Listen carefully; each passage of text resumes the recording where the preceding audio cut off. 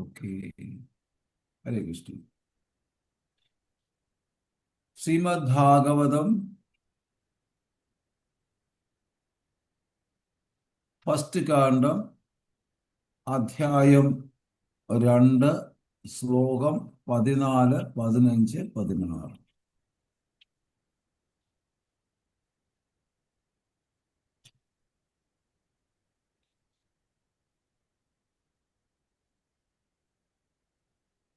ആരെങ്കിലും വായിക്കുമെങ്കിൽ വായിച്ചു, അല്ല ഞാൻ വായിക്കും.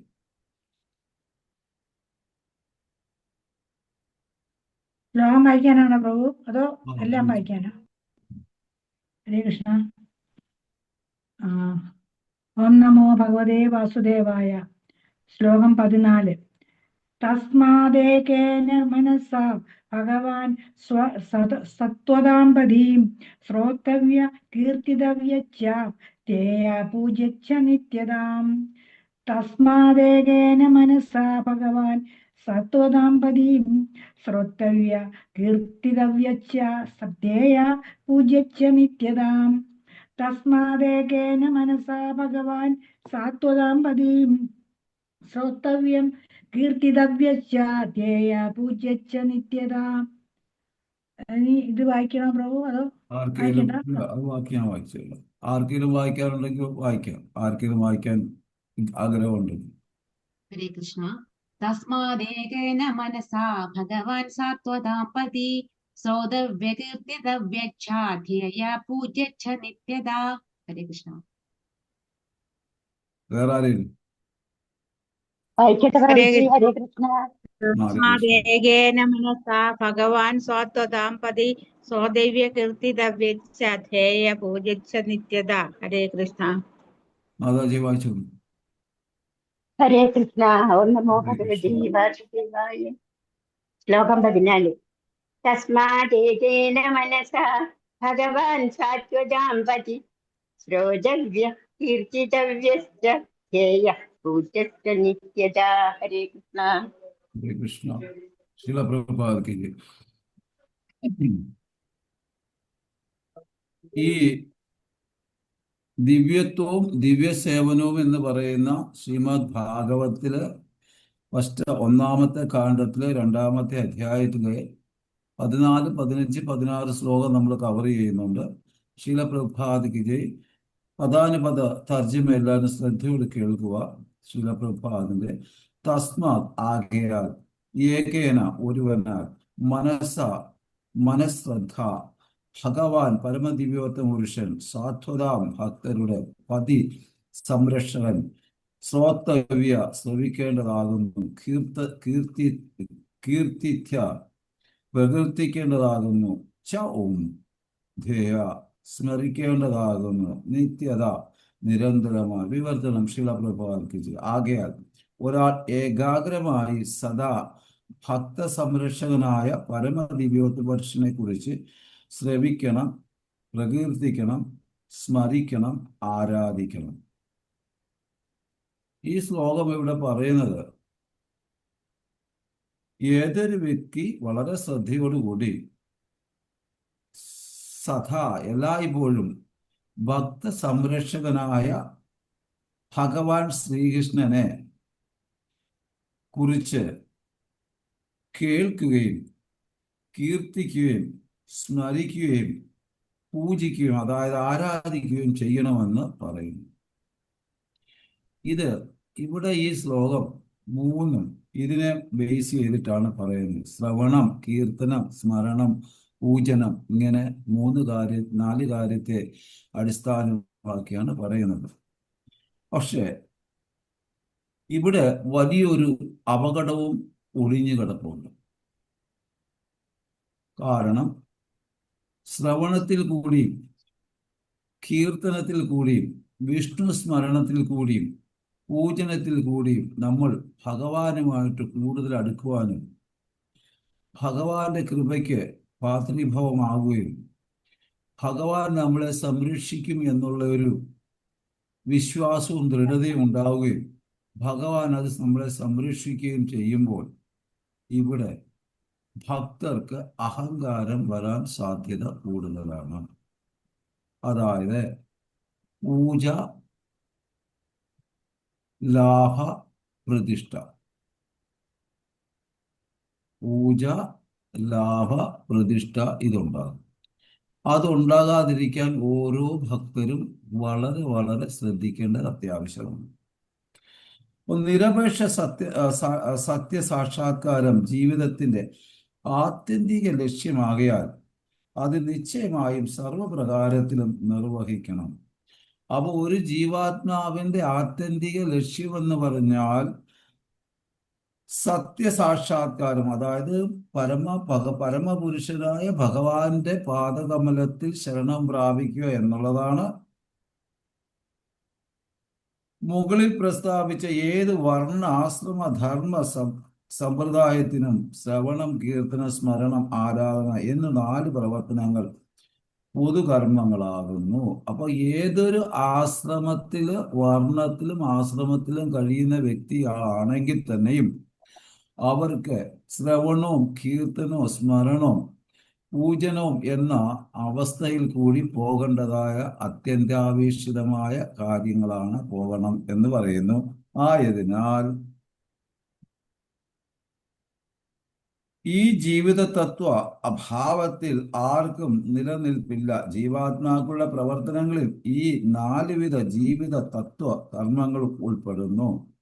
അപ്പം ഈ 4 വിധത്തിലുള്ള ജീവിത കർമ്മങ്ങൾ ഉൾപ്പെടുകയും ചെയ്യുന്നു. അതുകൊണ്ടാണ് പറയുന്നത് ഭക്തർക്ക് ലേശം ബ്ലെസ്സിങ്ങും ലേശം ഒരു കടുമണിയോളം അറിവും അല്പം ബഹുമാനമൊക്കെ ഭക്തരുടെ കിട്ടുമ്പോൾ സ്വാഭാവികമായിട്ട് പൂജ, ലാഭ, പ്രതിഷ്ഠ ഉടലെടുക്കുന്നു. ഇപ്പോ ഉദാഹരണം പറയാനാണെങ്കിൽ ശീലപ്രഭുപാദും ആചാര്യന്മാരും നമുക്കെല്ലാം തന്നിട്ടുണ്ട്. അത് നമ്മൾ കോട്ട് ചെയ്ത് അതുമല്ല നമ്മൾ പഠിച്ച് അല്ലെങ്കിൽ നമ്മുടെ വരിഷ്ഠ ഭക്തർ നമ്മളെ പഠിപ്പിക്കുമ്പോൾ അത് പഠിച്ച് നമ്മൾ മറ്റുള്ളവർക്ക് പറഞ്ഞു കൊടുക്കുന്നു. അത് നമ്മുടെ ധർമ്മമാണ്, സ്വധർമ്മമാണ്. അപ്പോൾ അവിടെ നിന്ന് നമുക്ക് ഒരല്പം അംഗീകാരവും ഒരല്പം സ്നേഹവും അല്പ ബഹുമാനവും അങ്ങനെയൊക്കെ കിട്ടുന്ന സമയത്ത് ഓട്ടോമാറ്റിക്കലി എല്ലാവർക്കും പ്രതിഷ്ഠ ഓട്ടോമാറ്റിക് ഉണ്ടാകുന്നു. അപ്പൊ പ്രതിഷ്ഠ വരുമ്പോൾ അഹങ്കാരം അതിൻ്റെ കൂടപ്പുറപ്പായിട്ട് വരും. അപ്പൊ ഞാൻ എന്നുള്ള ഭാവം വരുന്നു. അവിടെ ലാഭത്തിന് വേണ്ടി നോക്കും. പൂജ, ലാഭ, പ്രതിഷ്ഠ. അപ്പോ ധർമ്മ, അർത്ഥ, കാമ, മോക്ഷ എന്ന് പറയുന്ന മാതിരി ഭക്തിയില് ഈ കാര്യങ്ങൾ നമ്മൾ അറിയാതെ തന്നെ നമ്മുടെ ഉള്ളിൽ ഉടലെടുക്കും. ഇത് വലിയ അപകടകരമാണെന്നാണ് ആചാര്യന്മാർ നമ്മളെ പഠിപ്പിക്കുന്നത്. അതുകൊണ്ട് നമ്മൾക്ക് ഒരു പരിധിയിൽ കൂടുതൽ നമ്മളെ ബഹുമാനിക്കുകയും ആദരവ് തരുകയൊക്കെ ചെയ്യുമ്പോൾ അതിൽ വീണു പോകരുത് എന്നാണ്. കാരണം പ്രതിഷ്ഠ ഉണ്ടാകാൻ വളരെ വളരെ എളുപ്പമാണ്. അതുകൊണ്ട് നമ്മൾ വളരെ ശ്രദ്ധിക്കണം. പിന്നെ ജീവിതമാകുന്ന ഈ പ്രയാണത്തിൽ സ്വാഭാവികമായിട്ടും ശ്രവണവും കീർത്തനവും സ്മരണവും പൂജനവും നിർബന്ധമായിട്ടും ചെയ്തേ മതിയാവൂ. എങ്കിൽ മാത്രമേ നമ്മളുടെ ഈ ജന്മത്തിൻ്റെ സാഫല്യം അല്ലെങ്കിൽ ജന്മത്തിൻ്റെ ലക്ഷ്യം സാക്ഷാത്കരിക്കുകയുള്ളൂ എന്ന് ശാസ്ത്രത്തിൻ്റെ അടിസ്ഥാനത്തിൽ നമുക്ക് മനസ്സിലാക്കാൻ സാധിക്കും. അപ്പൊ ഇവിടെ പറയുന്നുണ്ട്, മാനവ സമൂഹത്തിൽ സാമൂഹ്യ പദവിയിലുള്ള ഏതൊരു വ്യക്തിയെയും സത്യമായോ അസത്യമായോ വർത്തമാന പത്രങ്ങൾ പുകഴ്ത്തിയാൽ അയാൾ അധികം താമസിയാതെ പ്രശസ്തനായി തീരുന്നു. ചിലപ്പോഴൊക്കെ ഒരു പ്രത്യേക പാർട്ടിയുടെ നേതാക്കളെ ദിനപത്ര പ്രചാരണത്തിലൂടെ പരസ്യപ്പെടുത്തുന്ന ക്രമേണ അയാൾ അത്തരം പ്രതിഷ്ഠാപന മാർഗങ്ങളിലൂടെ പ്രശസ്തനായി തീരുന്നു. എന്നാൽ അയോഗ്യനായ ഒരു വ്യക്തിയുടെ അത്തരം വ്യാജ ഗുണവർണ്ണന പ്രചാരണങ്ങൾ അയാൾക്കോ സമൂഹത്തിനോ യാതൊരു നന്മയും വരുന്നില്ല. അർഹിക്കാത്ത അനുവാദങ്ങൾ അർഹതയില്ലാത്തവർക്ക് കിട്ടിക്കഴിയുമ്പോൾ സമൂഹത്തിന് യാതൊരു പ്രയോജനവും പ്രസക്തിയും ഉണ്ടാകുന്നില്ല എന്നും ശീല പ്രഭുപാദ് വർണ്ണിക്കുന്നുണ്ട്. 15 പറയുന്നു, യഥാനുധ്യാസിനോ യുക്താഹ കർമ്മഗ്രന്ഥി നിബന്ധനം ചിന്തന്തി കോവിദാസ്തസ്യ ഓനയ കുര്യാൻ കഥാരിഥം. പരമദിവ്യോത്തമ പുരുഷ സ്മരണത്തിൽ ബുദ്ധിമാനായ മനുഷ്യൻ കയ്യിൽ ഖഡ്ഗമേന്തി കർമ്മഫലങ്ങളുടെ ബന്ധനങ്ങളെ ഛേദിക്കുന്നു. ആകയാൽ ഭഗവാന്റെ സന്ദേശങ്ങൾ ആരാണ് ശ്രദ്ധ നൽകാത്തത്? കർമ്മഫലത്തിന്റെ പ്രതിപ്രവർത്തനത്തിൽ നിന്നും സ്വതന്ത്രനാകാൻ ആഗ്രഹിക്കുന്ന ഓരോ ആത്മീയ സ്ഫുലിംഗം ഭൗതിക വസ്തുക്കളുമായി സമ്പർക്കത്തിൽ ഏർപ്പെടുമ്പോൾ ഉണ്ടാകുന്ന ഉരുക്കിനെ നിശ്ചയമായും ഛേദിക്കണം. അപ്പൊ ഏതൊരു വ്യക്തി ഭക്തിമാർഗത്തിൽ വന്നു വച്ചാലും ഈ ഭൗതികതയിൽ ഉണ്ടാകുന്ന കുരുക്കിൽ അല്ലെങ്കിൽ ആ ബന്ധനത്തിൽ കുടുങ്ങിപ്പോകാതെ ശ്രദ്ധിക്കേണ്ട ഓരോ ഭക്തന്റെയും ധർമ്മമാണെന്ന് പറയപ്പെടുന്നു. അതായത് ഓരോ കാൽവെപ്പും വളരെ ശ്രദ്ധയോട് വേണം കൊണ്ടുപോകുവാൻ. അങ്ങനെ പരമദിവ്യോത്തമ പുരുഷന്റെ അതീന്ദ്ര ലീലകളെ സദാ സ്മരിച്ചുകൊണ്ടിരിക്കുന്ന ഒരാൾക്ക് മുക്തി താനെ വന്നു ഭവിക്കുന്നു. അപ്പം ഭഗവാൻ വിഷ്ണുവിലെ അല്ലെങ്കിൽ കൃഷ്ണന്റെ സേവയിലും സ്മരണത്തിലും വരുമ്പോൾ ആ വ്യക്തി ഭക്തി ദേവിയുടെ അണ്ടറിലാകുമ്പോൾ ഭക്തി ദേവിയുടെ കൂടെ എപ്പോഴും മുക്തി ദേവി ഉണ്ടായിരിക്കും. അപ്പൊ ആ മുക്തി ദേവി മുക്തി പ്രദാനം ചെയ്യുവാനായിട്ട് ആ ഭക്തന്റെ പുറകെ നടക്കും. അതാണ് ഒന്നെടുത്താൽ രണ്ട് ഫ്രീ എന്ന് പറയുന്ന പോലെ ഇവിടെ ഒന്നെടുത്താൽ രണ്ടും ഫ്രീ ആണ്. മുക്തിയും കിട്ടും, ഭക്തിയും കിട്ടും, എല്ലാം കിട്ടും. അങ്ങനെ സർവ്വലീലകളും ഭൗതിക പ്രകൃതി ശക്തികൾക്ക് അതീതമാകിയാലാണ് ഇപ്രകാരം സംഭവിക്കുന്നത്. അവയൊക്കെ സർവ ആകർഷകങ്ങളായ ആത്മീയ പ്രവർത്തനങ്ങളാകുന്നു. പരമപുരുഷന്റെ ആത്മീയ കർമ്മങ്ങളുമായി നിരന്തര സമ്പർക്കത്തിൽ ഏർപ്പെടുന്നതാകയാൽ ക്രമേണ ബദ്ധാത്മാവ് ആത്മീയമാവുകയും അനന്തരം ഭൗതിക ബന്ധങ്ങളെ പരമമായി ഛേദിക്കുകയും ചെയ്യുന്നു. അപ്പോൾ ഭഗവത് ശ്രവണത്തിലും കീർത്തനത്തിലും സ്മരണത്തിലും പൂജനയിലും ഒരാധ്യാത്മിക ജീവിതം കെട്ടിപ്പടുത്തുമ്പോൾ കർമ്മബന്ധനങ്ങളാകുന്ന ഭൗതിക ബന്ധനങ്ങളിൽ നിന്ന് വിച്ഛേദിക്കുകയാണ് ആ വ്യക്തിക്ക് ഉണ്ടാകുന്ന ഗുണം. അതായത് ബദ്ധജീവാത്മാവ നിന്ന് പരിവർത്തനം സംഭവിച്ചിട്ട് മുക്ത ജീവാത്മാവിന്റെ തലത്തിലേക്ക് ഉയർത്തപ്പെടും എന്ന് പറയുന്നു. നമ്മളൊന്ന് നോക്കിക്കഴിഞ്ഞാൽ പരമദിവ്യോത്തമ പുരുഷന് ഭക്ത സംരക്ഷകനാണെന്ന് ഈ ശ്ലോകത്തിൽ പറയുന്നു. ശ്രവിക്കേണ്ടതാകുന്നു. കീർത്തവ്യച്ഛ സ്തുതിക്കുക, കീർത്തിക്കുക. ധ്യേയ മെഡിറ്റേറ്റ് ചെയ്യുക അല്ലെങ്കിൽ ധ്യാനിക്കുക. പൂജച്ഛ വർഷിപ്പ് ചെയ്യുക. ആരെപ്പറ്റി കേൾക്കണം, സ്മരിക്കണം, ധ്യാനിക്കണം, പൂജിക്കണം. അതാണ് കൃഷ്ണൻ. അപ്പോൾ നാം ഓരോരുത്തരും മനസ്സിലാക്കേണ്ട കാര്യം ആദ്യം തന്നെ ആരെയാണ് നമ്മൾ പൂജിക്കേണ്ടത്, ആരെയാണ് നമ്മൾ ധ്യാനിക്കേണ്ടത്, ആരെയാണ് നമ്മൾ സ്മരിക്കേണ്ടത്, ആരുടെ കാര്യമാണ് നമ്മൾ കേൾക്കേണ്ടത്, ആരുടെ മുഖാരവിന്ദത്തിൽ നിന്ന് കേൾക്കണം, ഭക്തരുടെ മുഖാരവിന്ദത്തിൽ നിന്ന് കേൾക്കണമെന്ന് നമ്മൾ മനസ്സിലാക്കണം. ഇതിൽ കൂടിയെല്ലാം ആരുടെ അടുക്കലാണ് നമ്മൾ എത്തുന്നത്? പരമദിവ്യോത്തമ പുരുഷനായ കൃഷ്ണൻ അഥവാ ഗോവിന്ദന്റെ അടുക്കലാണ് നമ്മൾ എത്തിച്ചേരുന്നത് എന്ന വസ്തുത നാം ഓരോരുത്തരും മനസ്സിലാക്കിയിരിക്കണം. ആരെപ്പറ്റി കേൾക്കണം, സ്മരിക്കണം, ധ്യാനിക്കണം, പൂജിക്കണം? കൃഷ്ണനെ പറ്റി. ഇതാണ് ശ്രീമദ് ഭാഗവതത്തിന്റെ സമ്മറി. ഇപ്പൊ ശ്രീമദ് ഭാഗവത പുരാണം അഥവാ അമ്മല പുരാണം, ആ പറയുന്ന ഈ പുരാണത്തിന്റെ സമ്മറി എന്ന് വെച്ച് കഴിഞ്ഞാൽ ആരെ പറ്റി കേൾക്കണം, ആരെ സ്മരിക്കണം, ആരെ ധ്യാനിക്കണം, ആരെ വന്ദിക്കണം, ആരെ പൂജിക്കണം എന്നത് നമ്മൾ മനസ്സിലാക്കണം. അതാണ് ശ്രീമദ് ഭാഗവതത്തിന്റെ മഹിമ.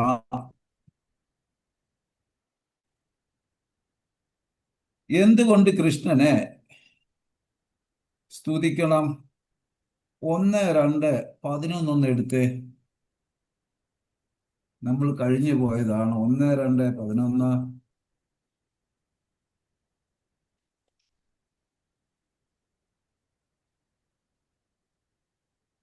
എടുത്തു പ്രഭു.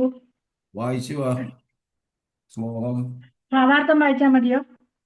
ആ, അതെ. വിവർത്തനം വായിച്ചാൽ മതി. വിവർത്തനം. വിവർത്തന നിരപേക്ഷ സത്യം ഗ്രഹിച്ച ജ്ഞാനിയായ അതീന്ദ്രിയവാദികൾ ഈ അദ്വൈത തത്വത്തെ ബ്രഹ്മൻ, പരമാത്മാവ്, ഭഗവാൻ എന്നിങ്ങനെ സംബോധന ചെയ്യുന്നു. അപ്പൊ അങ്ങനെ പഠിതാത്മാക്കളാൽ ശ്രവണം, കീർത്തനം, സ്മരണം, വന്ദനം, പൂജനം എന്നീ 4 ഘട്ടത്തിൽ കൂടി കടന്നു പോകുന്ന കൃഷ്ണാവബോധം പ്രാക്ടീസ് ചെയ്യുന്ന ജീവാത്മാക്കള് നിരപേക്ഷ സത്യത്തെ ഗ്രഹിച്ച് ജ്ഞാനിയായ അതീന്ദ്രിയവാദികളിൽ ഈ അദ്വൈത തത്വത്തെ മനസ്സിലാക്കണം. ആരാണ് ബ്രഹ്മൻ, പരമാത്മാവാര്, ഭഗവാനാര് എന്നിങ്ങനെ ആരെയാണ് സംബോധന ചെയ്യുന്നത്, ഇത് മനസ്സിലാക്കണം. ഇന്നത്തെ കാലത്ത് ഇത് മനസ്സിലാക്കാതാണ് ആൾക്കാര് മുമ്പോട്ട് പോകുന്നത്. ആയതിനാൽ ആൾക്കാർ ബെനിഫിറ്റിന്റെ പുറകെ പോകുന്നു. അതായത് പരമസത്യം 3 തരമാണെന്ന് ഇവിടെ മനസ്സിലാക്കി തരണം. ബ്രഹ്മേതി, പരമാത്മേതി, ഭഗവാനേതി ശബ്ദത്തെ. ബ്രഹ്മൻ നിരാകാരം അഥവാ ബ്രഹ്മജ്യോതി, പരമാത്മാവ് സൂപ്പർ സോൾ, പരമാത്മാവായി വാഴുന്നു. ഭഗവാൻ പരമദിവ്യോത്തമ പുരുഷൻ, 6 ഐശ്വര്യ പൂർണ്ണം, ഐശ്വര്യ സമ്പന്നനായതാണ് പരമദിവ്യോത്തമ പുരുഷൻ. സമ്പത്ത്, സൗന്ദര്യം, ബലം, പ്രശസ്തി, നോളജ്, ത്യാഗം ഇത്യാദി 6 ഐശ്വര്യങ്ങൾ പരിപൂർണമായിട്ടുള്ള വ്യക്തിയാണ് പരമദിവ്യോത്തമ പുരുഷൻ എന്ന് വിളിക്കപ്പെടുന്നത്. അദ്ദേഹത്തെയാണ് നമ്മൾ ഈ 4 കാര്യത്തിൽ കൂടി പൂജിക്കേണ്ടത് എന്ന് ഓർമ്മപ്പെടുത്തുന്നു ഈ 11ാമത്തെ ശ്ലോകത്തിൽ കൂടി. അപ്പൊ കൃഷ്ണന് ഈ 6 കാര്യം പൂർണ്ണമായതിനാൽ അദ്ദേഹത്തിനെ ഭഗവാൻ എന്ന് പറയുന്നു. അതുപോലെ തന്നെ അദ്ദേഹം ഈ 6 കാര്യത്തിൽ കൂടി എല്ലാവരെയും ആകർഷിക്കുന്നു. അതുകൊണ്ടാണ് കൃഷ്ണൻ ആകർഷകൻ ആണ് എന്ന് പറയുന്നത്. ഭഗവാൻ എന്നാൽ, ഭഗ എന്നാൽ സർവ ഐശ്വര്യം, വാൻ എന്നാൽ പൂർണ്ണമായും ഉള്ളവൻ. ഈ 6 ഐശ്വര്യങ്ങൾ പൂർണ്ണമായിട്ടുള്ള വ്യക്തിയാണ് പരാശരമുനി, വ്യാസദേവന്റെ അച്ഛനായ പരാശരമുനി വിളിക്കുന്നത് ഭഗവാൻ എന്ന്. ഭഗവാൻ എന്ന് പറഞ്ഞാൽ ഈ ഐശ്വര്യങ്ങൾ പൂർണ്ണമായിട്ടും 100% വ്യക്തിയാണ് പരമദിവ്യോത്തമ പുരുഷനായ ശ്രീകൃഷ്ണൻ അഥവാ ഗോവിന്ദൻ. അതുകൊണ്ടാണ് അദ്ദേഹത്തെ ഭഗവാൻ എന്ന് വിളിക്കപ്പെടുന്നത്. ഭഗ എന്ന് പറഞ്ഞാൽ ഐശ്വര്യം, ഓപ്പുലൻസ്. വാൻ എന്നാൽ പൂർണ്ണമായും ഉള്ളത്. എല്ലാവരും ഭഗവാൻ അല്ല, പരമദിവ്യോത്തമ പുരുഷൻ അല്ല. ഭഗവാൻ എന്ന് പറഞ്ഞു കഴിഞ്ഞാൽ വേറൊരു അർത്ഥവും കൂടെ ഉണ്ട്, കൺട്രോളർ. അപ്പം കൺട്രോളർ എന്ന് പറഞ്ഞാൽ സാധാരണക്കാരൻ തൊട്ടിട്ട് എല്ലാ വ്യക്തിയും കൺട്രോളറാണ്. എന്നാൽ പരം കൺട്രോളിനെയാണ് ഭഗവാൻ എന്ന് പറയപ്പെടുന്നത്. ആയതിനാൽ പരം കൺട്രോളർ എന്ന് വെച്ചാൽ ഭഗവാൻ കൃഷ്ണൻ അഥവാ ഗോവിന്ദൻ. അപ്പം പരമാത്മ സൂപ്പർ സോൾ ആയി വാഴുന്നു, പരമാത്മാവുമായി വാഴുന്നുണ്ട്. എല്ലാരും ഇതിൽ ആകർഷിക്കുന്നു. ഈ 6 ഐശ്വര്യത്തിൽ കൃഷ്ണൻ ഈ 6 കാര്യം പൂർണ്ണമായതിനാൽ എല്ലാവരെയും ആകർഷിക്കുന്നു.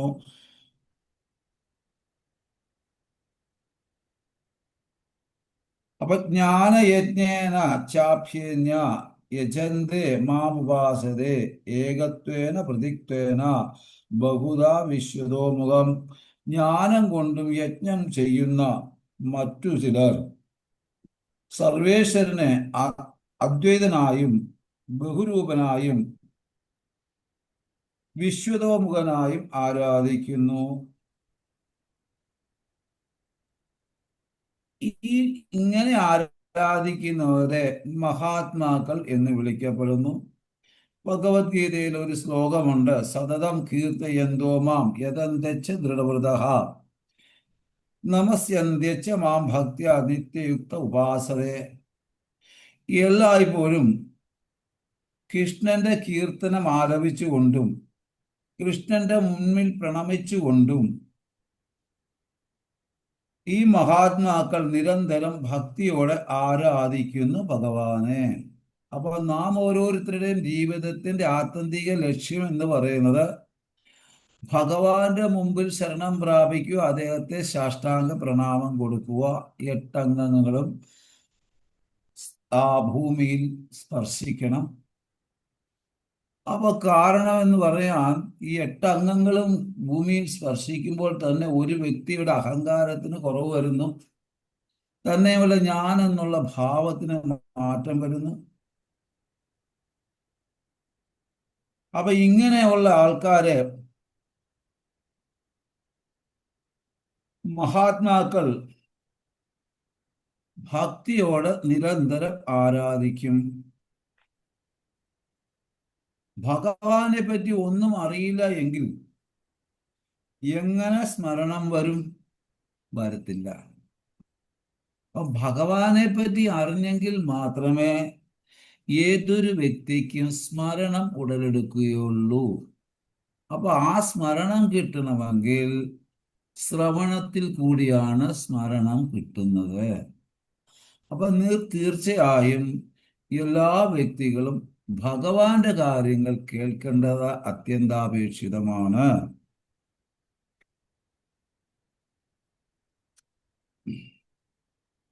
അതുകൊണ്ടാ പറയുന്നത്, നവരസ ഭക്തിയിലെ ആദ്യത്തെ ഭക്തിയാണ് ശ്രവണം. എല്ലാ വേദഗ്രന്ഥവും ശ്രുതി അഥവാ ശ്രവണം.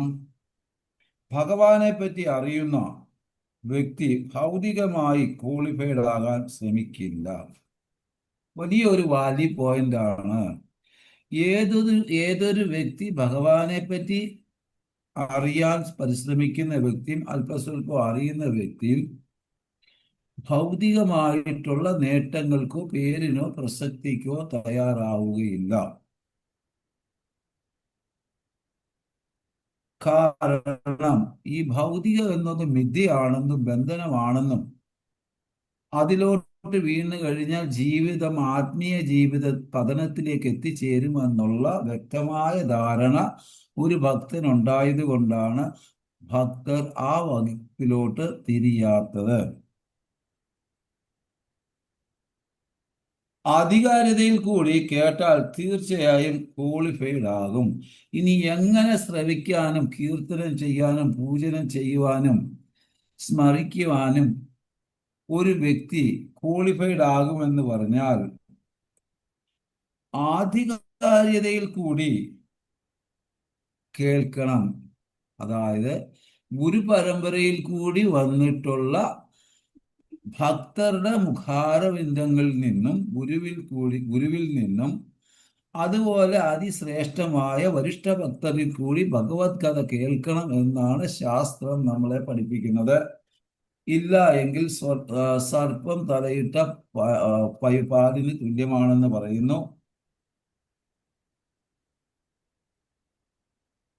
അപ്പം വേദം പഠിക്കുന്ന വ്യക്തിക്ക് ആത്മീയ ഗുരുവിന്റെ ആവശ്യം വളരെ അത്യന്താപേക്ഷിതമാണ്. അതുകൊണ്ടാ പറഞ്ഞത് ക്വാളിഫൈഡ് ആയിട്ടുള്ള വ്യക്തികളിൽ നിന്ന് കേൾക്കണം എന്ന്. എങ്കിൽ മാത്രമേ ആ വ്യക്തി ശ്രോതാവ് ക്വാളിഫൈഡ് ആവുകയുള്ളൂ. അതുകൊണ്ടാ പറയുന്നത് വരിഷ്ഠ ഭക്തരുടെ ക്ലാസ്സുകളൊന്നും നഷ്ടപ്പെടുത്തരുത്. അതിൻ്റെ അകത്ത് അവരുടെ മുഖാരബിന്ദങ്ങളിൽ കൂടി വരുന്ന വാക്ചാതുര്യത്തില് ഭഗവാന്റെ പൊട്ടൻസി കലർന്നിരിക്കും. ആയതിനാൽ ആ വ്യക്തി പറയുന്നത് നമ്മുടെ ഹൃദയത്തിൽ കയറുകയും ചെയ്യും. ഇല്ല എങ്കിൽ ആയറാം ഗേറാം എന്ന് പറയുന്ന മാതിരി ഒരു ചെവിയിൽ കൂടെ കയറി മറ്റൊരു ചെവിയിൽ കൂടെ പോകും. അപ്പോൾ ഒരു ചെവിയിൽ കയറുമ്പോൾ മറ്റു ചെവി, വലത്ത് ചെവി ഓപ്പൺ ആക്കി ഇടത്ത് ചെവി അടച്ചു വെക്കണമെന്നാണ് ശാസ്ത്രം പറയുന്നത്.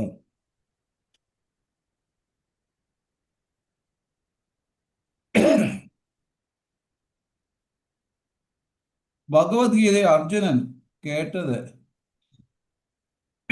കൃഷ്ണനിൽ കൂടിയാണ്.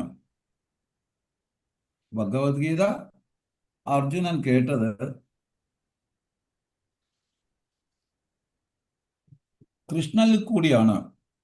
കൃഷ്ണൻ പറഞ്ഞു കൊടുത്തു. എവിടെ വെച്ച്? യുദ്ധക്കളത്തിൽ വെച്ച്. ഇതിൽ നിന്ന് മനസ്സിലാക്കേണ്ട രണ്ട് കാര്യം: ഒന്ന്, ഭഗവാൻ ശ്രീകൃഷ്ണൻ ശ്രേഷ്ഠ ആയ പരമദിവ്യോത്തമ പുരുഷനിൽ നിന്ന് കേൾക്കുന്നു. രണ്ട്, എപ്പം എവിടെ എങ്ങനെയുമുള്ള പരിതസ്ഥിതിയിൽ വെച്ച് ഭഗവാന്റെ കാര്യം കേൾക്കാം എന്ന് നമ്മളെ പഠിപ്പിക്കും.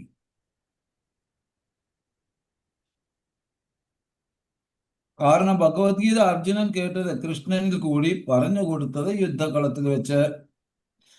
അതോറൈസ്ഡ് സ്രോതസ്സിൽ കൂടി കേൾക്കുന്നത് എവിടെ വെച്ചും ആകാമെന്ന് ശാസ്ത്രം ഇതിൽ കൂടി നമ്മളെ പഠിപ്പിക്കുന്നു.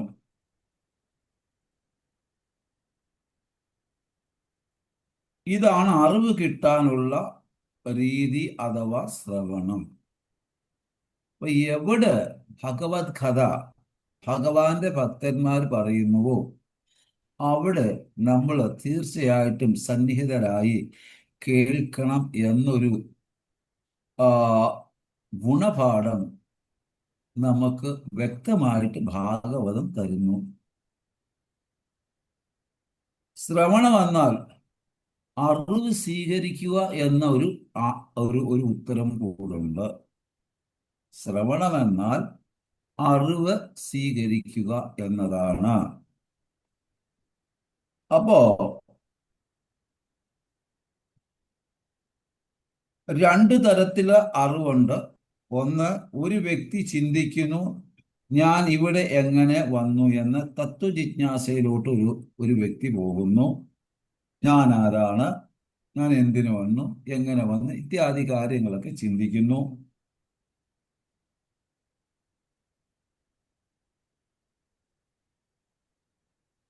അപ്പം ഇവിടെ ശ്രവണത്തിന്റെ രീതി എന്ന് പറയുന്നത് അസെൻഡിങ് ഡിസെൻഡിങ് അഥവാ ശ്രവണത്തിന്റെ രീതി. അസെൻഡിങ് എന്ന് പറഞ്ഞാൽ പരിശ്രമിക്കുക, നമ്മുടെ ശ്രേഷ്ഠ ബലത്തിന്. ഡിസെൻഡിങ് എന്ന് പറഞ്ഞാൽ പരിശുദ്ധ അറിവ് മുകളിൽ നിന്ന് കിട്ടുന്നത് സ്വീകരിക്കുക. ഈ അറിവ് സ്വീകരിക്കുക നമ്മൾ ബാധ്യസ്ഥനാണ്. അപ്പൊ നമ്മൾ അറിവ് കിട്ടാൻ വേണ്ടി പരിശ്രമിക്കുകയും അതോറൈസ്ഡ് ആയിട്ടുള്ള ആൾക്കാരിൽ നിന്ന് അറിവ് നേടിക്കഴിഞ്ഞാൽ അത് നമ്മൾ രണ്ട് കൈ നീട്ടി സ്വീകരിക്കുകയും ചെയ്യണം എന്ന് ഈ ഭാഗവതത്തിലെ ശ്ലോകത്തിൽ കൂടി പറയുന്ന രണ്ട് ശ്ലോകത്തിൽ കൂടി. ഉദാഹരണം പറയുകയാണെങ്കിൽ പ്രഹ്ലാദ് വാച, പ്രഹ്ലാദൻ പറയുന്നു, ശ്രവണം കീർത്തനം വിഷ്ണു സ്മരണം. ഒരു വ്യക്തി ശ്രവണത്തിലും കീർത്തനത്തിലും വിഷ്ണു സ്മരണത്തിലും പാദസേവയിലും അർച്ചനത്തിൽ കൂടിയും, അർച്ചനം വന്ദനം ധാന്യം, അർച്ചനത്തിൽ കൂടിയും വന്ദനത്തിൽ കൂടിയും ധ്യാനത്തിൽ കൂടിയും, സാക്യം ആത്മനിവേദനം സാക്യരസത്തിൽ കൂടിയും, പൂർണ്ണ ശരണാഗതി ആത്മനിവേദനത്തിൽ കൂടിയും, ഇതി പുംസ അർപ്പിത വിഷ്ണു ഭക്തി സീ നവലക്ഷണ ക്രിയത ഭഗവതി അതഹ. അപ്പൊ ഈ നവരസ 9 തരത്തിലുള്ള ഭക്തി ഭഗവതി അഥവാ ഭഗവാനെ നമ്മൾ പ്രീണിപ്പെടുത്തുകയും ഭഗവാൻ നമ്മളെ പ്രീണിപ്പെടുത്തുകയും ചെയ്യും. അതുകൊണ്ടാണ് ആചാർ പ്രചാരം വെച്ചാൽ കൊടുക്കൽ വാങ്ങൽ മാതിരി ഭഗവാൻ പരസ്പരം റെസിപ്രോക്കേറ്റ് ചെയ്യുന്നു, ഭക്തനും ഭഗവാനും തമ്മിൽ. ഇവിടെ പ്രഹ്ലാദ് മഹാരാജ് ചോദിക്കുന്നു, ഹിരണ്യകശിപുവിന്റെ അടുക്കൽ, സ്വന്തം പിതാവിന്റെ അടുക്കൽ പ്രഹ്ലാദ് മഹാരാജ് ചോദിക്കുന്നു, കാരണം ഹിരണ്യകശിപു പ്രഹ്ലാദിന് ഇഷ്ടമല്ല. കാരണം എന്താണ്? പ്രഹ്ലാദ് വിഷ്ണു ഭക്തനായതുകൊണ്ട് ഹിരണ്യകശിപുവിന് പ്രഹ്ലാദിന് ഇഷ്ടമല്ല.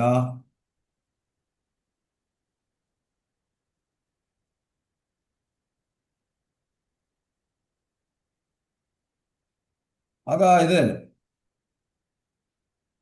പ്രഹ്ലാദ് നാരദമുനിയിൽ നിന്നും ഭക്തി കിട്ടി. നാരദമുനി പ്രഹ്ലാദിന്റെ ഗുരുവായി മാറി. 9 തരത്തിലുള്ള ഭക്തിയിൽ ആര് വരുന്നു, അവരെ ഭഗവാന് വേണ്ടപ്പെട്ടവരാകുന്നു അവർ. അപ്പൊ ഈ നവരസ ഭക്തിയിൽ കൂടി ഏത് വ്യക്തി വരുന്നു ആ വ്യക്തിയെ ഭഗവാന് വേണ്ടപ്പെട്ടതാണ്. കാരണം നാം എല്ലാത്തിലും ഈ 9 രസത്തിൽ ഏതെങ്കിലുമൊക്കെ ഒരു രസം കൂടിയിരിക്കും സർവമാന ആൾക്കാരും. എന്നാൽ അതിനെ ഉയർത്തുവാനായിട്ട് നാം ആരും പരിശ്രമിക്കുന്നില്ല, കഷ്ടപ്പെടുന്നില്ല.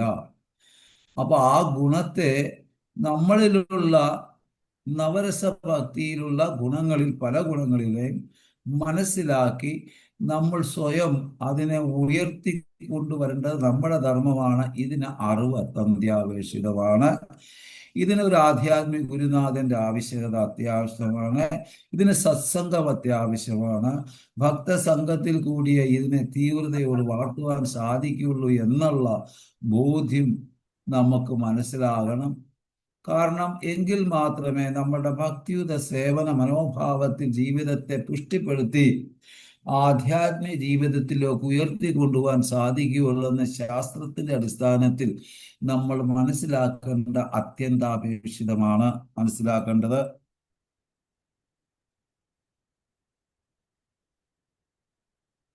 അപ്പം ബുദ്ധിയുള്ളവരാണ് എന്ന് പറയുന്നു. അപ്പൊ ഈ നവരസ ഭക്തിയില് ആര് ഭഗവാന് വേണ്ടപ്പെട്ടവരും അവരെല്ലാവരും ഭഗവാന് വേണ്ടപ്പെട്ടവരാണ്. തന്നെയുമല്ല ഈ നവരസ ഭക്തി പ്രാക്ടീസ് ചെയ്യുന്നവര് അതിബുദ്ധിമാന്മാരാണെന്ന് പറയുന്നു. ഇനി ഭാഗവതത്തിന്റെ ക്വാളിറ്റി എന്താണ്? ധർമ്മപ്രോചിത കൈതവോ അത്ര പരമോ നിർമത്സരാണാം സത്യം വേദ്യം. ധർമ്മ എന്ന് വെച്ചാൽ റിലീജിയൻസ്, എല്ലാവരുടെയും സ്വയം ജോലി. കൈതവ ധർമ്മ എന്നാൽ ഭൗതികതയിൽ ഉയർന്ന റിലീജിയസ്. അതുകൊണ്ടാണ് ഭാഗവതം പറയുന്നത് കലിയുഗത്തിലുള്ളതെല്ലാം കൈതവ ധർമ്മമാണ്, ചതിക്കപ്പെട്ട ധർമ്മമാണ്, നമ്മളെ തെറ്റിദ്ധരിപ്പിച്ച് നേരായ വഴിയിൽ നിന്ന് തെറ്റിദ്ധരിപ്പിക്കും എന്ന് ശാസ്ത്രം പറയുന്നു. കലിയുഗത്തിന്റെ ദോഷം. അപ്പൊ അത് നമ്മൾ മനസ്സിലാക്കണം ഓരോ വ്യക്തിയും. ഹൈന്ദവ ധർമ്മ ഭൗതികതയിൽ ഉയർന്ന റിലീജിയസ് ആണ്. ധർമ്മ ഇതിൽ നിന്നും അർത്ഥ. അപ്പൊ നമ്മൾ ധർമ്മ അർത്ഥ കാമ മോക്ഷ എന്ന് പറയുന്നത് പോലെ ശ്രവണവും സ്മരണവും പൂജനവും കൂടി നമുക്ക് ധർമ്മ അർത്ഥ കാമ മോക്ഷ എന്ന മതം ആതിരി നമുക്ക് ഫലങ്ങൾ ഉണ്ടാകുന്നു. അപ്പൊ അവിടെയാണ് ഞാൻ ആദ്യമേ തുടക്കത്തിൽ പറഞ്ഞത് പൂജാലാഹ പ്രതിഷ്ഠ വളർന്നു വരും. ഇത് വളരെ ശ്രദ്ധയോടുകൂടിയാണ് ഭക്തനായാലും ഭക്തിയായാലും ഭക്തി മാർഗത്തിലെ ജീവിതത്തെ ചിട്ടപ്പെടുത്തി മുൻപോട്ട് കൊണ്ടുപോകേണ്ടത്. അതിൻ്റെ ആവശ്യകത. അപ്പോ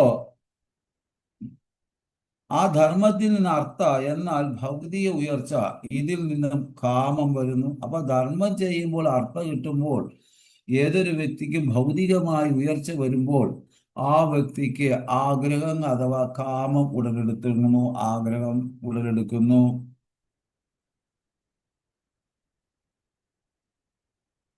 അപ്പം കാമ വരുന്നു. ഇന്ദ്രിയാസ്വാദനം കാമത്തിൽ നിന്ന് വിരക്തി വരുമ്പോൾ മോക്ഷത്തെ പറ്റി ചിന്തിക്കും. അപ്പൊ ഈ ആഗ്രഹത്തിൽ നിന്ന് വിരക്തി വരുമ്പോഴാണ് ഏതൊരു വ്യക്തിയും മോക്ഷത്തെ പറ്റി ചിന്തിക്കുന്നത്. ഇതിന്റെ അടിസ്ഥാനത്തിലാണ് നമ്മുടെ നാട്ടിലുള്ള ആൾക്കാർ പറയുന്നത്, മോനെ സമയമായില്ല, മരിക്കുന്നതിന്റെ തലേന്ന് മാത്രം ഭഗവാനെ ഭജിക്കുക എന്ന്. അപ്പൊ നമ്മൾ അഥവാ ചെറുപ്പത്തിൽ കൃഷ്ണാവബോധത്തിൽ വന്നു കഴിഞ്ഞാൽ പറയും വട്ടുമൂത്തതായിപ്പോയി, ഇതിന് മരുന്നില്ല, ചികിത്സയില്ല, മൂത്ത ഇനമാണെന്ന് പറയും. അപ്പൊ അതുകൊണ്ട് ഇതൊന്നും നമ്മൾ കാര്യമാക്കേണ്ട കാര്യമില്ല. ഇങ്ങനെ പലതും പറയും. പരമോ അതായത് ശ്രേഷ്ഠം ആർക്ക് മനസ്സിലാകും? ശ്രീമദ് ഭാഗവതം ശുദ്ധ ഹൃദയമുള്ളവർക്ക് ശ്രീമദ് ഭാഗവതം മനസ്സിലാവുകയുള്ളൂ. അശുദ്ധ ഹൃദയമുള്ളവർക്ക് വേദങ്ങൾ ഒന്നും തന്നെ മനസ്സിലാകൂല. ആയതിനാലാണ് പറയുന്നത് ആദ്യം തന്നെ ശ്രവണത്തിലും സ്മരണത്തിലും കീർത്തനത്തിൽ കൂടിയും നമ്മുടെ മനസ്സിനെയും ഹൃദയത്തിനെയും നമ്മുടെ ചിത്തിനെയും ശുദ്ധമാക്കേണ്ടത് അത്യന്താപേക്ഷിതമാണെന്ന് ശാസ്ത്രങ്ങളുടെ പശ്ചാത്തലത്തിൽ നാം മനസ്സിലാക്കേണ്ടത് അത്യാവശ്യമാണ്. അപ്പോൾ എത്രത്തോളം കേൾക്കുന്നു അത്രത്തോളം നമ്മൾ ശുദ്ധമാകും, എത്രത്തോളം സ്മരിക്കുന്നു അത്രത്തോളം നമ്മൾ ശുദ്ധമാകുന്നു, എത്രത്തോളം നമ്മൾ പൂജനം ചെയ്യുന്നു അത്രത്തോളം നമ്മൾ ശുദ്ധമാകുന്നു. അപ്പൊ ഈ ശ്രവണവും സ്മരണവും വന്ദനവും ഒക്കെ പൂജനവും ഒക്കെ നമ്മൾ ചെയ്യുന്തോറും നമ്മൾ പ്യൂരിഫൈ ചെയ്തുകൊണ്ടേ ഇരിക്കുകയാണ്, ശുദ്ധരായിക്കൊണ്ടേ ഇരിക്കുകയാണ്.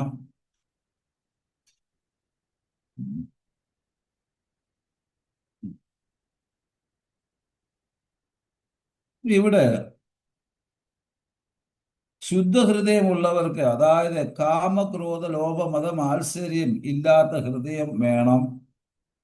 അപ്പൊ ഈ കാമക്രോധ ലോഭ മോഹ മത മാത്സര്യം ഇല്ലാത്ത ഹൃദയം ഉണ്ടാകണമെങ്കിൽ എന്ത് ചെയ്യണം? മുക്കാല മുക്കാബുല ഓ ലൈല ഹോയ് ഹോയ് പാട്ടുപാടിയ വരുമോ?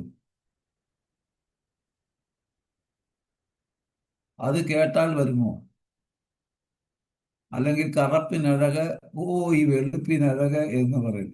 അപ്പൊ ചോദിക്കും കറുപ്പിന്റെയും വെളുപ്പിന്റെ ഇടയിൽ എന്താണ്? ഓയ് എന്ന് നമ്മൾ പറയും, ഇല്ലേ?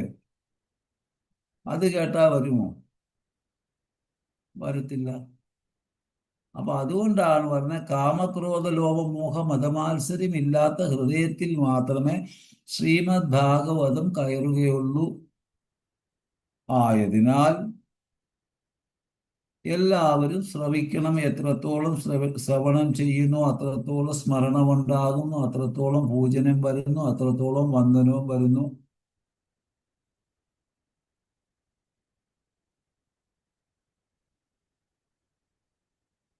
അപ്പം വാസ്തവം അത്ര എന്ന് പറഞ്ഞാൽ പരമസത്യം പറയുന്നു. ഭാഗവതം വസ്തുശിവതം എല്ലാ ജീവാത്മാക്കൾക്കും മംഗളമായത്. അപ്പം ഭാഗവതം എന്ന് പറയുന്നത് സർവചരാചരങ്ങൾക്കും മംഗളമയമായതാണ് എന്ന് ശാസ്ത്രം തന്നെ, ഭാഗവതം തന്നെ പറയുന്നു.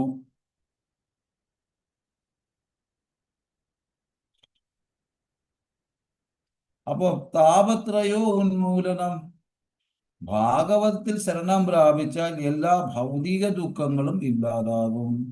താപത്രയോ ഉന്മൂലനം.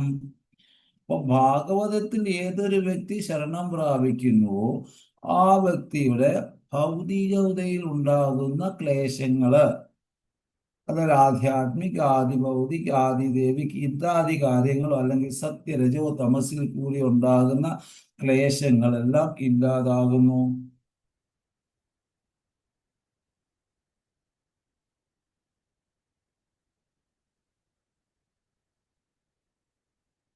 അപ്പൊ അങ്ങനെ വരുമ്പോൾ ഭാഗവത്തിൽ ശരണം പ്രാപിച്ചാൽ ഈ എല്ലാ ഭൗതിക ദുഃഖങ്ങളും ഇല്ലാതാകുന്നു, താപത്രയ ഉന്മൂലനം ഉണ്ടാകുന്നു.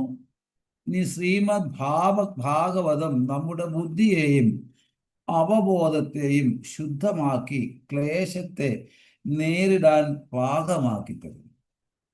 വലിയൊരു വാക്കാണ് ശ്രീമദ് ഭാഗവതം. അതായത് ഭാഗവതത്തിൽ ശരണം പ്രാപിച്ച ഉടനെ ലോട്ടറി അടിക്കും എന്നുള്ളതല്ല, അല്ലെങ്കിൽ ഭഗവാൻ യഥേഷ്ടം സമ്പത്ത് തരും, ആരോഗ്യം തരും, സൗന്ദര്യം തരും, ഇതൊന്നും അല്ല. അതായത് ശ്രീമദ് ഭാഗവതം നമ്മുടെ ബുദ്ധിയെയും നമ്മുടെ അവബോധത്തെയും ശുദ്ധമാക്കി ക്ലേശത്തെ, ജീവിതത്തിലുണ്ടാകുന്ന ദുഃഖത്തെ, പ്രയാസത്തെ നേരിടാൻ പാകമാക്കി തരും. അപ്പം ഭാഗവതം പഠിക്കുന്ന വ്യക്തിക്കും ഭാഗവതം പഠിക്കാത്ത വ്യക്തിക്കും, ഭഗവത് നാമം ചെയ്യുന്ന വ്യക്തിക്കും ഭഗവത് നാമം ജപിക്കാത്ത വ്യക്തിക്കും ഒക്കെ ക്ലേശങ്ങൾ ഉണ്ടാകും. പക്ഷെ അവരും നമ്മളും തമ്മിലുള്ള വ്യത്യാസം ഈ ക്ലേശത്തെ അതിജീവിക്കുവാനുള്ള മാനസിക മനോനിലയും ബുദ്ധിമണ്ഡലവും വികസിച്ചതായതിനാൽ നമുക്ക് അതിനെ നിസാരമായിട്ട് തരണം ചെയ്യുവാനുള്ള ഒരു അടിസ്ഥാന ബലം ഭാഗവത ശ്രവണത്തിൽ കൂടിയും പഠനത്തിൽ കൂടിയും ഭഗവാൻ നമുക്ക് തരുന്നു. ഇതാണ് അതിൻ്റെ അർത്ഥം. ഇവിടെ ചിന്തിക്കും, എന്ത് കാരണം കൊണ്ടാണ് എനിക്ക് ദുഃഖമുണ്ടാകുന്നു എന്നത് സ്വാഭാവികം. നാം ഓരോരുത്തരും ചിന്തിക്കും. കാരണം ഭക്തൻ ചിന്തിക്കും, ഭഗവാന്റെ ഇച്ഛയില്ലാതെ എൻ്റെ ജീവിതത്തിൽ ഒന്നും നടക്കില്ല എന്ന്. ഈ ഒരൊറ്റ ചിന്ത ആ വ്യക്തിയുടെ ഹൃദയത്തിൽ കയറി കഴിഞ്ഞാൽ അതിനെ നേരിടാനുള്ള ചങ്കറപ്പ് ആ വ്യക്തിക്ക് ഓട്ടോമാറ്റിക്കലി ഉണ്ടാകും എന്നുള്ള വസ്തുത ഓർമ്മിപ്പിച്ചു തരുന്നു.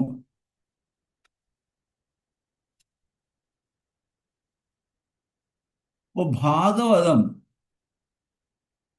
ഇതിനെയെല്ലാം നേരിടാനുള്ള പക്വത നമ്മുടെ ഹൃദയത്തിനും നമ്മുടെ ബുദ്ധിക്കും നമ്മുടെ മനോമണ്ഡലത്തിനുമൊക്കെ തരുന്നു എന്ന് തരുന്നു. അപ്പോൾ ശ്രീമദ് ഭാഗവതം മഹാമുനി കൃതേ, ശ്രീമദ് ഭാഗവതം എന്ന് പറയുന്നത് മഹാമുനിയായ വ്യാസദേവൻ തന്ന കൃതിയാണ് എന്ന് നമുക്കറിയാം. കിം വാപരേ ഈശ്വര, വേറെ ഗ്രന്ഥത്തിന്റെ ആവശ്യം പിന്നെ എന്തിനാണ്? ശ്രീമദ് ഭാഗവതം ഉള്ളിടത്തോളം കാലം നമുക്ക് വേറൊരു ഗ്രന്ഥത്തിന്റെ ആവശ്യകതകൾ എന്തിനാണ് എന്ന് കിം വാപരെ ചോദിക്കുന്നു. അതായത് ചൈതന്യ മഹാപ്രഭു പറയുന്നു, സർവവേദങ്ങളും നഷ്ടപ്പെട്ടാലും ശ്രീമദ് ഭാഗവതം മാത്രം ഉണ്ടെങ്കിൽ സനാതന ധർമ്മത്തിന് ഒന്നും നഷ്ടപ്പെടുന്നില്ല. അപ്പൊ അത്രയ്ക്ക് പവിത്രമായിട്ടാണ് ശ്രീമദ് ഭാഗവതത്തെ കാണുന്നത്.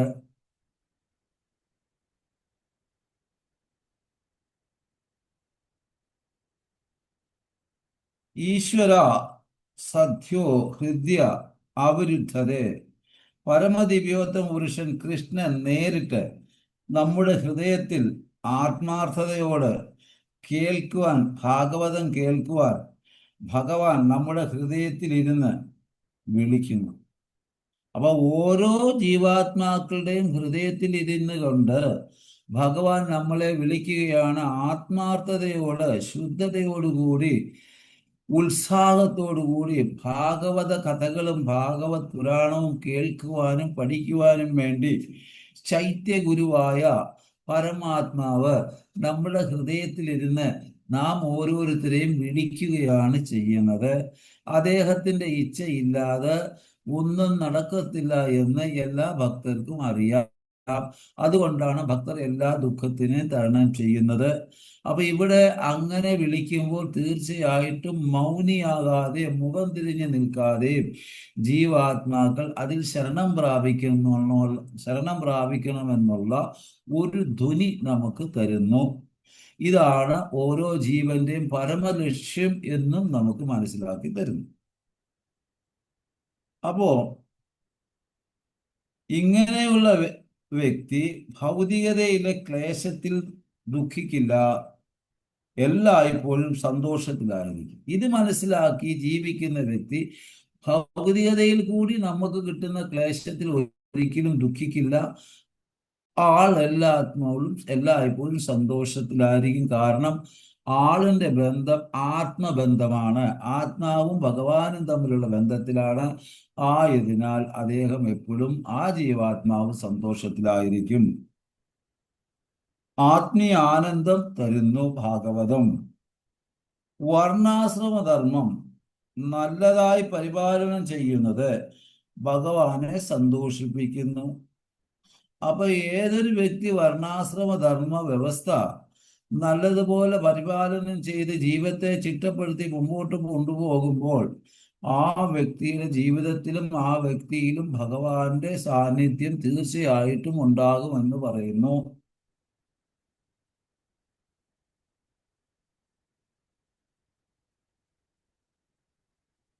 ഏകകാലതയിൽ ഭഗവാനെ സേവ ചെയ്യണം എന്ന് പറയുന്നു. ഇവിടെ സങ്കീർത്തനം പ്രാധാന്യം.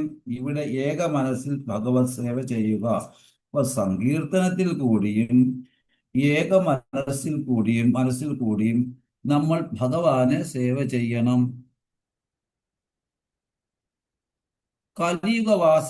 കലിയുഗവാസികൾ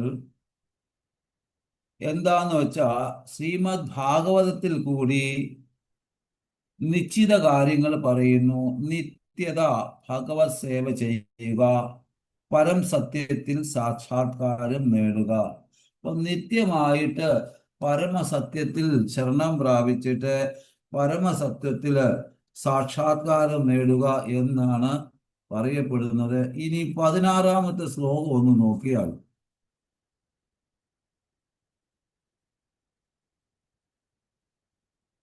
ശുശ്രൂഷോ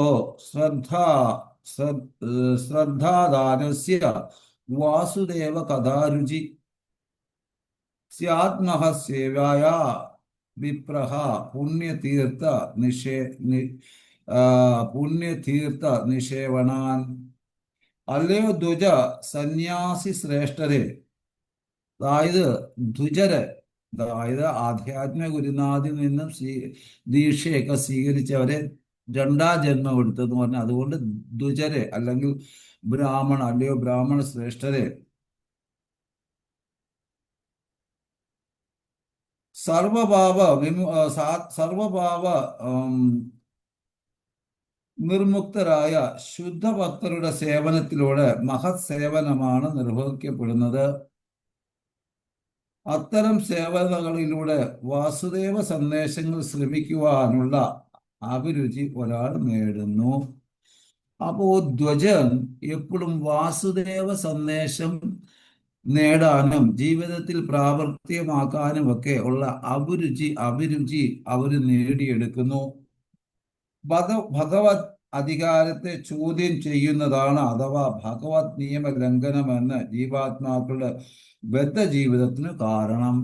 അപ്പൊ ഏതൊരു വ്യക്തി ബദ്ധജീവാത്മാക്കളാണെങ്കിൽ ഭഗവാന്റെ നിയമത്തിനെ ചോദ്യം ചെയ്യുന്നു. ആയതിനാൽ ആ വ്യക്തിയെ ബദ്ധജീവാത്മാക്കൾ അഥവാ ബന്ധനത്തിൽ കഴിയുന്ന ജീവാത്മാക്കൾ എന്ന് പറയുന്നു. ഭഗവാന്റെ നിയമത്തെ ചോദ്യം ചെയ്യുവാൻ നമുക്കെന്ത് അധികാരം? കാരണം ദേവന്മാർ എന്നറിയപ്പെടുന്ന പരമപുരുഷന്റെ പരമാധികാരത്തിനെതിരായ ഒരു കൂട്ടരുണ്ട്. ഭഗവത്ഗീത 16-ാം അധ്യായത്തിൽ അസുരന്മാരെ കുറിച്ച് വ്യക്തമായി ഇപ്രകാരം പ്രസ്താവിച്ചിരിക്കുന്നു. ജന്മാന്തരങ്ങളായ അസുരന്മാർ അജ്ഞതയുടെ അത്യന്ത അഗാധ തലത്തിൽ എറിയപ്പെട്ടിരിക്കുന്നതിനാൽ നിന്ദ്യമായ മൃഗീയ ഭാവങ്ങളിൽ അത്രത്തോളം അധപ്പതിച്ചിരിക്കുന്നതിനാൽ പരമസത്യമായ പരമദിവ്യോത്തമ പുരുഷനെ കുറിച്ച് അവർക്ക് യാതൊരു അറിവുമില്ല. അപ്പൊ എന്തുകൊണ്ടെന്ന് പറഞ്ഞാൽ ഈ അസുര വ്യക്തികള് ശരിക്കും അറിവില്ലായ്മയാകുന്ന അന്ധകാരത്തിൽ അഗാധ കയത്തിൽ കിടക്കുന്നത് കാരണം അവർക്ക് ഭഗവാനെ പറ്റി ഒന്നും അറിയുന്നില്ല. കലിയുഗവാസികൾ ശ്രീമദ് ഭാഗവതത്തിൽ കൂടി നിശ്ചിത കാര്യം പറയുന്നു. നിത്യത ഭഗവത് സേവ ചെയ്യുക, പരം സത്യത്തിന്റെ സാക്ഷാത്കാരം നേടൂ എന്ന്. ഈ പരം സത്യത്തിന്റെ സാക്ഷാത്കാരം നേടുവാനുള്ള ആദ്യത്തെ പടിയാണ് ശ്രവണം. എത്രത്തോളം ശ്രവിക്കുന്നു അത്രത്തോളം സ്മരണവും അത്രത്തോളം പൂജനും ആയ ഒരു അവസ്ഥയിലേക്ക് എത്തിച്ചേരുന്നു. അപ്പൊ 4 വർണ്ണം 4 ആശ്രമത്തിനും പ്രത്യേകം ശ്രവണം കീർത്തന സ്മരണം ചെയ്യേണ്ടത് സാമാന്യ കാര്യം. ഇവിടെ ഭഗവത് പ്രസന്നമുണ്ടാകുന്നു. അപ്പൊ നല്ല വർണ്ണത്തിൽ ആ വർണ്ണ ആശ്രമ വ്യവസ്ഥ വളരെ ശ്രദ്ധയോട് കൈകാര്യം ചെയ്യുന്ന ഏതൊരു വ്യക്തിക്കും ഭഗവത് പ്രസന്നമാണ് ഉണ്ടാകുന്നത്. പൂജനം നമ്മൾ കൃഷ്ണന്റെ പൂജ ചെയ്യുന്നില്ല. വാർദ്ധക്യത്തില് സ്മരണത്തില് മറ്റ് ആൾക്കാരുടെ എല്ലാം പൂജ ചെയ്യുന്നു, എന്നാൽ വാർദ്ധക്യത്തെ പൂജിക്കുന്നു. നമ്മുടെ ജീവിതത്തിൽ സ്മരണയിൽ പൂജ നമ്മൾ നടത്തുന്നു, സംതൃപ്തനാകുന്നു. മറ്റാൾക്കാരെ നമ്മൾ സേവ ചെയ്ത് സംതൃപ്തരാകുന്നു. എന്നാൽ പൂജ ചെയ്യേണ്ടതായ വ്യക്തിയെ നമ്മൾ പൂജിക്കുന്നില്ല. പൂജനെ മനസ്സിലാകുന്നുമില്ല. കാരണം തല താഴ്ത്തുന്നു, സമർപ്പണം, ശ്രവണം, കീർത്തന, സ്മരണം, പൂജനം, ഈ 4 കാര്യം നിർബന്ധം മാനവ ജീവിതത്തിൽ വളരെ നിർബന്ധമാണ്. ഈ 4 കാര്യങ്ങൾ കൂടി തുടക്കത്തിലെ ജീവിതത്തെ ചിട്ടപ്പെടുത്തി മുമ്പോട്ട് പോകുകയാണെങ്കിൽ ആ വ്യക്തിക്ക് പരമശ്രേഷ്ഠമായ ഒരു മഹാത്മാവിന്റെ തലത്തിലേക്ക് എത്തിച്ചേരാൻ സാധിക്കുമെന്ന് ശാസ്ത്രം പറയുന്നു. ഭഗവാന്റെ കാര്യം കേൾക്കുന്നത് കൊണ്ട് കർമ്മബന്ധനത്തിൽ നിന്ന് മുക്തനാകുന്നു. അതുകൊണ്ടാണ് ഭഗവാന്റെ കാര്യങ്ങൾ കേൾക്കുമ്പോൾ ആ വ്യക്തി പതുക്കെ പതുക്കെ കർമ്മബന്ധനങ്ങളിൽ നിന്ന് മുക്തനാകുന്നു. ഈ 14, 15, 16 ശ്ലോകത്തിൽ കൂടി നമ്മൾ മനസ്സിലാക്കേണ്ടത്, ഭഗവാൻ പറയുന്നു, അല്ലയോ അർജുന, നിർഭയം നമുക്ക് കിട്ടുന്ന ക്വാളിറ്റി. അതുകൊണ്ടാണ് രൂപഗോസ്വാമി പറയുന്നത്, നവരസ ഭക്തിയിൽ ജീവിതത്തിൽ ചിട്ടപ്പെടുത്തി കഴിഞ്ഞാൽ ഒരു ഭക്തന് വേണ്ടുന്ന എല്ലാ ക്വാളിറ്റിയും സ്വാഭാവികമായിട്ട് തനിയെ ആ വ്യക്തിയുടെ ഹൃദയത്തിൽ ഉടലെടുക്കും. കാരണം ചൈത്യഗുരുവായ പരമാത്മാവായ ശ്രീ ഗോദാശായ വിഷ്ണു ഓരോ വ്യക്തിയുടെ ഹൃദയത്തിൽ പരമാത്മാ രൂപേണ ഇരിക്കുന്നതിനാൽ അദ്ദേഹം അത് മനസ്സിലാക്കുവാനുള്ള ബുദ്ധിയും ശക്തിയും കഴിവും അദ്ദേഹത്തിന്റെ കൃപയും അദ്ദേഹം നമ്മുടെ ഹൃദയത്തിൽ ഓരോ ജീവാത്മാക്കളുടെയും ഹൃദയത്തിൽ ഇരുന്ന് തരുമ്പോൾ ഈ ക്വാളിറ്റികൾ എന്ന് പറയുന്ന സാധനങ്ങളെല്ലാം ഓട്ടോമാറ്റിക്കായിട്ട് പതുക്കെ പതുക്കെ ആ വ്യക്തിയുടെ ഹൃദയത്തിൽ സ്ഥാപിതമാകുമെന്ന് ഭഗവാന്റെ ശുദ്ധഭക്തനായ ശ്രീ രൂപഗോസ്വാമി നമുക്ക് തരുന്നു. ഇവിടെ എന്താണെന്ന് വെച്ച് കഴിഞ്ഞാൽ, ശ്രവണവും കീർത്തനവും സ്മരണവും എന്ന് പറഞ്ഞതുപോലെ നമുക്ക് അർജുനനോട് പറയുന്നു, ഭഗവാൻ 16-ാമത്തെ അധ്യായത്തിൽ പറയുന്നുണ്ട് ഭഗവത്ഗീതയില്, നിർഭയം, അസ്തിത്വത്തിന്റെ ശുദ്ധി. അതായത് പ്രഹ്ലാദ് മഹാരാജ് പറയുന്നുണ്ട്, വിഷ്ണു ഭക്തരെ തിരിച്ചറിയാനുള്ള ഏക മാർഗം അവർ നിർഭയരാണ്. കാരണം അവരെ ഏത് സാഹചര്യത്തിലും ഏത് പരിതസ്ഥിതിയിലും ഭഗവാനെ ഭജിച്ചുകൊണ്ടിരിക്കും. ആ ഏത് സാഹചര്യത്തിലും ഏത് പരിതസ്ഥിതിയിലും അവരെ ഭഗവാൻ പ്രൊട്ടക്റ്റ് ചെയ്തുകൊണ്ടേയും ഇരിക്കും. അതുകൊണ്ടാണ് അവർ നിർഭയർ എന്ന് പറയുന്നത്.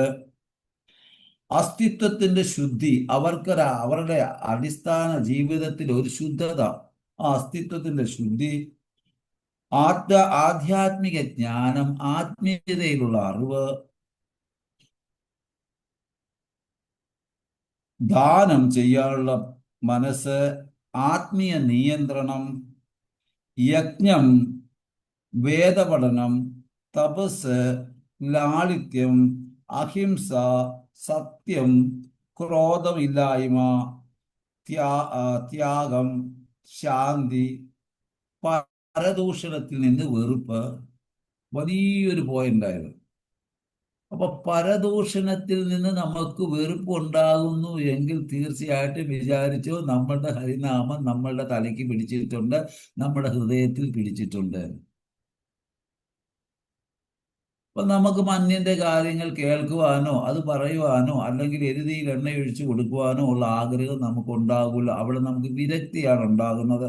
അപ്പൊ അറിയുന്നവരെ കൂടി നമ്മൾ നിരുത്സാഹപ്പെടുത്തും. അപ്പൊ അതിൽ നമുക്ക് വിരക്തി വരും. പരദൂഷണത്തില് സർവജീവകളോടും കാരുണ്യം കാണിക്കും. എല്ലാവരും ഭഗവാന്റെ അംശമാണെന്നുള്ള സമഭാവനയോടുകൂടി എല്ലാ ജീവാത്മാക്കളോടും സർവചരാചരങ്ങളോടും കാരുണ്യമുള്ളവരായിരിക്കും.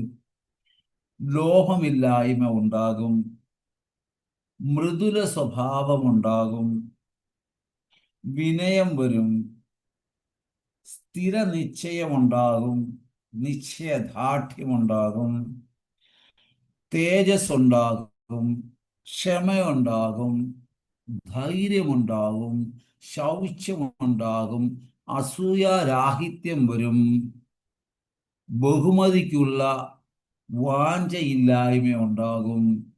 ഈ ദിവ്യപ്രകൃതിയുടെ ഗുണത്തിന്റെ അനുഗ്രഹം ഉണ്ടാകുന്നു തനിയെ. നോക്കൂ, എത്ര ശ്രേഷ്ഠമായിട്ടാണ് ഭഗവത്ഗീതയിൽ ഭഗവാൻ ഭക്തന്റെ ക്വാളിറ്റി പറയുന്നത്. അപ്പൊ നവരസ ഭക്തിയിൽ കൂടി ജീവിതത്തെ ചിട്ടപ്പെടുത്തി കഴിഞ്ഞാൽ ഈ മഹത് ഗുണങ്ങളെല്ലാം ഓട്ടോമാറ്റിക്കായിട്ട് ആ വ്യക്തിയിൽ വന്നെത്തിച്ചേരുമെന്ന് ഭഗവാൻ കൃഷ്ണൻ അർജുനനോട് വ്യക്തമായിട്ട് 16-ാമത്തെ അധ്യായത്തിൽ ആദ്യം തന്നെ പറയുന്നു. കാരണം കൃഷ്ണകഥ കേൾക്കുന്നതിൽ കർണഗ്രന്ഥി ഉത്സാഹം കാണിക്കുന്നു. കൃഷ്ണകഥ കേൾക്കുമ്പോൾ ഇങ്ങനെയുള്ളവരുടെ കർണഗ്രന്ഥിക്ക് ഉത്സാഹം ഉണ്ടാകുന്നു. കഥയിൽ രുചി ഉണ്ടാകും, പതുക്കെ കേൾവിയിലും രുചി ഉണ്ടാകും. നമ്മളൊന്ന് ചിന്തിച്ച് നോക്കിയേ, എന്തിനാണ് തീർത്ഥയാത്രയിൽ കൂടി ഭക്തസംഘത്തെ സേവ ചെയ്യുവാൻ അവസരം കിട്ടുന്ന ഇതിൽ കൂടി ഒരു രുചി വരുന്നു. അപ്പൊ ഭഗവത് കഥയിലും മറ്റു കാര്യങ്ങളിലും ലീലകളിലും ഒക്കെ ഒരു രുചി ഉണ്ടാകാൻ വേണ്ടിയാണ് ആൾക്കാർ യഥാർത്ഥത്തിൽ തീർത്ഥയാത്ര ചെയ്യാൻ പറയുന്നത്. ആ തീർത്ഥയാത്രയിൽ കൂടി സംഘത്തിൽ വരിഷ്ഠ ഭക്തരെ സേവ ചെയ്യുവാൻ അവസരം കിട്ടുന്നു. ഇതിൽ കൂടി നമുക്ക് ഹരിനാമ കഥകളും ലീലകളും ഭഗവാന്റെ കാര്യം കേൾക്കുവാനും പറയുവാനും രുചി ഉണ്ടായി വരുന്നു, രുചി കൂടി കൂടി വരുന്നു. പരിക്രമ അഥവാ തീർത്ഥാടനം, നാമജപം, പൂജനം. അപ്പൊ അതെന്താണ് നമ്മൾ അത് ചെയ്യേണ്ടതെന്നതിന്റെ ആവശ്യകത എന്ന് പറഞ്ഞാൽ, സത്യയുഗത്തില് സാധാരണ സത്യയുഗത്തെ പ്രതിദാനം ചെയ്യുന്നത് ബദ്രിനാഥാണ്. അപ്പൊ ഏതൊരു വ്യക്തി ബദ്രിനാഥിൽ പോയി കഴിഞ്ഞാൽ ആ വ്യക്തി സത്യയുഗത്തിൽ ആയിരുന്നു എന്ന് വിചാരിക്കാം. സത്യയുഗത്തില് ആണ് ആ വ്യക്തി നിൽക്കുന്ന ബദ്രിനാഥ്. അപ്പൊ അവിടെ നിന്ന് ഭഗവത് ഭക്തി ചെയ്യുമ്പോൾ ആ വ്യക്തി തീർച്ചയായിട്ടും സത്യയുഗത്തിലാണ്. അല്ലാതെ തന്നെ ചൈതന്യ ചരിതാമൃതം പറയുന്നുണ്ട്, 4 നിയമങ്ങളും 16 മാലയും ആധ്യാത്മിക ഗുരുനാഥിന് ദീക്ഷയും സ്വീകരിച്ച് ഭക്തിയുത സേവനം ചെയ്യുന്ന വ്യക്തി കലിയുഗത്തിലല്ല കഴിയുന്നത്, സത്യയുഗത്തിലാണെന്ന് പറയുന്നു. അപ്പൊ ഇവിടെ സത്യയുഗം ബദ്രിനാഥാണ്. നമ്മുടെ ഇന്നത്തെ കലിയുഗത്തിന്റെ അവസ്ഥയിൽ ആ ബദ്രിനാഥിൽ ഭഗവാൻ ഉറങ്ങുന്നു. സത്യയുഗം എന്ന് പറയുന്നതിനെ പ്രതിദാനം ചെയ്യുന്നത് എന്താണ്? ബദ്രിനാഥ്. ഈ ബദ്രിനാഥിലാണ് ഭഗവാൻ ഉറങ്ങുന്നത്. ഇനിയും ത്രേതായുഗം, അത് രാമേശ്വരൻ പ്രതിദാനം ചെയ്യുന്നു. ആ രാമേശ്വരത്തിന്റെ ഒരു മഹിമ എന്ന് പറഞ്ഞാൽ അവിടെയാണ് ഭഗവാൻ കുളിക്കുന്നത്. ഭഗവാൻ ഉറങ്ങുന്നത്, ഭഗവാൻ കുളിക്കുന്നത്. 3 പറയുന്ന ദ്വാപരയുഗം. ഈ ദ്വാപരയുഗത്തെ ദ്വാരകാപുരിയാണ് പ്രതിദാനം ചെയ്യുന്നത്. ആ ദ്വാരകയിൽ ഭഗവാൻ രാജകീയമായിട്ട് ശൃംഗാരത്തിൽ കഴിയും. ശൃംഗാരം വളരെ ആഡംബരത്തിലും വളരെ ശൃംഗാരത്തിൽ കഴിയുന്നു. കലിയുഗം, അതിനെ പ്രതിദാനം ചെയ്യുന്ന ജഗന്നാഥ്പുരി, ജഗന്നാഥ് ബലദേവ് സുന്ദരമായി അഥവാ ജഗന്നാഥ്പുരി. ഇവിടെ ഭഗവാൻ ചപ്പൻ ഭോഗം യഥേഷ്ടം കഴിക്കുന്നു, നിവേദ്യം കഴിക്കുന്നു. അപ്പൊ ഭഗവാൻ ഉറങ്ങുന്നു, ഭഗവാൻ കുളിക്കുന്നു, ഭഗവാൻ ഒരുങ്ങുന്നു, ഭഗവാൻ നിവേദ്യം കഴിക്കുന്നു. അപ്പൊ സത്യയുഗത്തെ പ്രതിദാനം ചെയ്യുന്നത് ബദ്രിനാഥ്, ത്രേതായുഗത്തെ പ്രതിദാനം രാമേശ്വരം, ദ്വാപരയുഗത്തെ പ്രതിദാനം ചെയ്യുന്നത് ദ്വാരകാപുരി, കലിയുഗത്തിനെ പ്രതിദാനം ചെയ്യുന്നത് ജഗന്നാഥ്പുരി. ബദ്രിനാഥിൽ ഭഗവാൻ ഉറങ്ങുന്നു, രാമേശ്വരത്ത് ഭഗവാൻ കുളിക്കുന്നു, വസ്ത്രം ഉണങ്ങുന്നു, ദ്വാരകാപുരിയിൽ ഭഗവാൻ ഒരുങ്ങുന്നു, നല്ല രീതിയിൽ ശൃംഗാരം ചെയ്യുന്നു. കലിയുഗമാകുന്ന ജഗന്നാഥ്പുരിയിൽ ഭഗവാൻ നിവേദ്യം കഴിക്കുന്നു. അങ്ങനെ ബ്രഹ്മാവ് പറയുന്നു, ഇതൂടെ പറഞ്ഞ് നിർത്തിയേക്കാം, സമയമായി. ബ്രഹ്മാവ് പറയുന്നു, കലിയുഗത്തിൽ സ്വാഭാവികമായിട്ട് 8 കാര്യങ്ങൾ നഷ്ടപ്പെടുന്നു. അതെന്തൊക്കെയാണെന്ന് നോക്കാം. അത് സമയത്തിന്റെയും കാലത്തിന്റെയും അടിസ്ഥാനത്തിലാണ് നഷ്ടപ്പെടുന്നത്. ഒന്ന്, ധർമ്മം നഷ്ടമാകും, സത്യം നഷ്ടമാകും, ശൗചം നഷ്ടമാകും, ക്ഷമ നഷ്ടമാകും, ദയ നഷ്ടമായും ആകും, ആയുസ് നഷ്ടമാകും, ബലം നഷ്ടമാകും, സ്മൃതി നഷ്ടമാകും. അങ്ങനെ ഈ 8 കാര്യങ്ങൾ കലിയുഗത്തിൽ നഷ്ടമാകുന്നു. ഈ നഷ്ടമായ 8 കാര്യവും ഹരിനാമത്തിൽ കൂടി, ശ്രവണത്തിലും കീർത്തനത്തിലും പൂജനയിലും സ്മരണത്തിൽ കൂടിയും ഇതിനെ നമുക്ക് വീണ്ടും ഉണർത്തിക്കൊണ്ടുവരാൻ സാധിക്കും. ഹരേ കൃഷ്ണ. നിങ്ങൾക്ക് എന്തെങ്കിലും മനസ്സിലായോ? എന്തെങ്കിലും സംശയം ഉണ്ടെങ്കിൽ ചോദിക്കാം.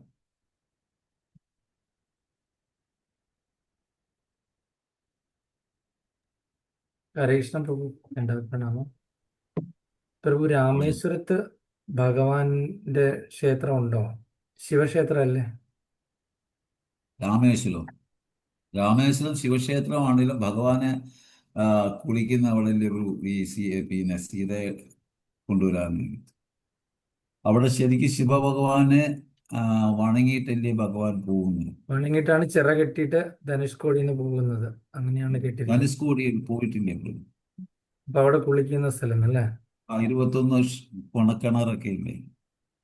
അവിടെ ഒരുപാട് തീർത്ഥങ്ങളുണ്ട്. 28 തീർത്ഥങ്ങളുണ്ട്. 21 തോന്നുന്നു. 28 തോന്നുന്നു. ആണോ? അപ്പൊ അവിടെ ഞാൻ കുളിച്ചിട്ടുള്ളതാ. അതുകൊണ്ട് കിണറാ. കിണറാ. ഒരു തരി പോലും അവിടെ ഉപ്പില്ലാത്ത വെള്ളമാണ്. അവർ തലയിൽ കോരി ഒഴിക്കും, കിണറ്റിൽ ബക്കറ്റിന്ന് കോരി ഒഴിക്കും. തൊട്ടിയിൽ ഇങ്ങനെ കോരി ഒഴിച്ച് അതിൽ കുളിച്ചിട്ട് പോയാലേ ശിവനെ കാണാൻ സാധിക്കുകയുള്ളൂ എന്നാണ് പറയുന്നത്, ഐതിഹ്യം. ശിവപാലൻ അങ്ങനെയാണ് ഐതിഹ്യം പറയുന്നത്. അപ്പം ബദ്രീനാഥ് ധ്യാനത്തിലിരിക്കുന്ന സ്ഥലം, ഇവിടെ കുളിക്കുന്ന സ്ഥലം, ജഗന്നാഥപുരി എന്താണ് ഭക്ഷണം പ്രസാദം കഴിക്കുന്ന സ്ഥലം, ദ്വാരകയിൽ ഭഗവാൻ ഐശ്വര്യത്തിൽ വിരാജിക്കുന്ന സ്ഥലം. അങ്ങനെയല്ലേ ഇപ്പൊ പ്രഭു പറഞ്ഞത്? അതുപോലെ തന്നെ വേറൊരു കൺസെപ്റ്റ് കൂടെ പ്രഭു പറഞ്ഞിരുന്നല്ലോ. അതായത് ഇതിന്റെ വേറൊരു ഭാവം കൂടെ കൂടി, അതായത് എന്താണ്, എനിക്കത് കിട്ടുന്നില്ല. ഒരു അവസ്ഥയും കൂടെ കൂടി പറഞ്ഞായിരുന്നു, ഈ ഓരോ സ്ഥലത്തിന്റെ പ്രത്യേകതയും കൂടെ കൂടി. അത് കലിയുഗം ഓരോ യുഗമായിട്ട് ബന്ധപ്പെടുത്തിയാണ് പറഞ്ഞത്. അപ്പൊ സത്യയുഗം എന്ന് പറയുന്നത് ഈ പറയുന്ന ധ്യാനമായതുകൊണ്ട് നമ്മളുടെ ഈ പറയുന്ന ബദരീനാഥും, പിന്നെ ത്രേതായുഗം, ദ്വാപരയുഗം എന്ന് പറഞ്ഞ ദ്വാരക, ത്രേതായുഗം എന്ന് പറഞ്ഞ രാമേശ്വരം, കലിയുഗം എന്ന് പറയുന്നത് ജഗന്നാഥപുരി അല്ലേ? അങ്ങനെയാ പറഞ്ഞത്. ഹരേ കൃഷ്ണ. ഭഗവാന്റെ കൃപ കൊണ്ട് ഈ 4 പോയിട്ടുണ്ട്. നല്ല. അപ്പൊ ലാസ്റ്റ് ജന്മമാ, കൂടുതൽ ജപിച്ചോളൂ. നന്നായിരിക്കട്ടെ, പ്രഭുവിന്റെ വാക്ക് നന്നായിരിക്കട്ടെ. തീർച്ചയായിട്ടും. എത്രയും പെട്ടെന്ന് ആധ്യാത്മിക ഗുരുനാഥനെ സ്വീകരിച്ചു എന്നാലേ പ്രയോജനമുള്ളൂ. പ്രയോജനമുണ്ട്, ശ്രമിക്കുന്നുണ്ട്. പൂർണ്ണമാവുകയുള്ളൂ. മാതാജി ഭക്തിശാസ്ത്രിയൊക്കെ എടുത്തോണ്ടിരിക്കുകയാണ്. അരിപോലും ശാസ്ത്രികളെ പഠിപ്പിക്കാൻ യോഗ്യതരല്ലേ നമ്മള്? മാതാജി ഷെൽട്ടറിനെല്ലാം കൊടുത്ത് പാസ്സായെന്ന് വിചാരിച്ചിരുന്നതാണ്. പക്ഷെ മാലിന്യ മാതാജി ആപ്ലിക്കേഷൻ കാണാതെ പോയെന്ന് പറയും. ആഹാ. അപ്പൊ പിന്നെ എന്ത് ചെയ്തു? രണ്ടാമത് കൊടുത്തിരിക്കുക. എത്രയും പെട്ടെന്ന് എടുത്തു. എത്രയും പെട്ടെന്ന് എടുത്തോളൂ. അതെ, കൊടുത്തിട്ടുണ്ട്. കൊടുത്താ പോരാ, അവരുടെ പുറകെ നടക്ക, നമ്മുടെ ആവശ്യമാണ്. ജഗസാക്ഷി പ്രഭുവിനോട് വിളിച്ചു വായിക്കുന്നുണ്ട്. വിടരുത്, പുറകെ പിടിച്ചോ. കൃഷ്ണ പ്രഭു. ഹരേ കൃഷ്ണ. അതെ, സുഖമായിരിക്കണോ? വളരെ സന്തോഷം. പറഞ്ഞു പ്രഭു. പൂജ, ലാഭ, പ്രതിഷ്ഠ 3 പറഞ്ഞില്ലേ? അതിൽ നമ്മള് ഭക്തിയിൽ വന്നു കഴിയുമ്പോ നമുക്ക് കുറച്ച് അറിവ്, അനുഗ്രഹം കിട്ടിക്കഴിയുമ്പോ കുറച്ച് അഹങ്കാരം ഉണ്ടാവും. അതാണല്ലോ പ്രതിഷ്ഠ. പൂജയും ലാഭം എന്താ പ്രഭു? പൂജയിൽ കൂടിയാണ് ധർമ്മ, അർത്ഥ, കാമ, മോക്ഷം. ഇത് വലിയൊരു സബ്ജക്റ്റ് മാതാജി. ഇത് 1 വർഷം പറഞ്ഞാലും തീരത്തില്ല. അപ്പോ ഇത് നമുക്ക് എല്ലാവർക്കും ഉണ്ടാകുന്ന ഒരു ദോഷമാണിത്. കാരണം നമുക്ക് പൂജാകർമ്മങ്ങളൊക്കെ ചെയ്യുമ്പോൾ നമുക്ക് അതിന് അർത്ഥം ഉണ്ടാകുന്നു. കർമ്മ അർത്ഥ കാമ എന്ന് പറഞ്ഞ ആ, പോലെ അത് നമുക്ക് ലാഭമല്ലേ ഉണ്ടാകുന്നു. അതെ.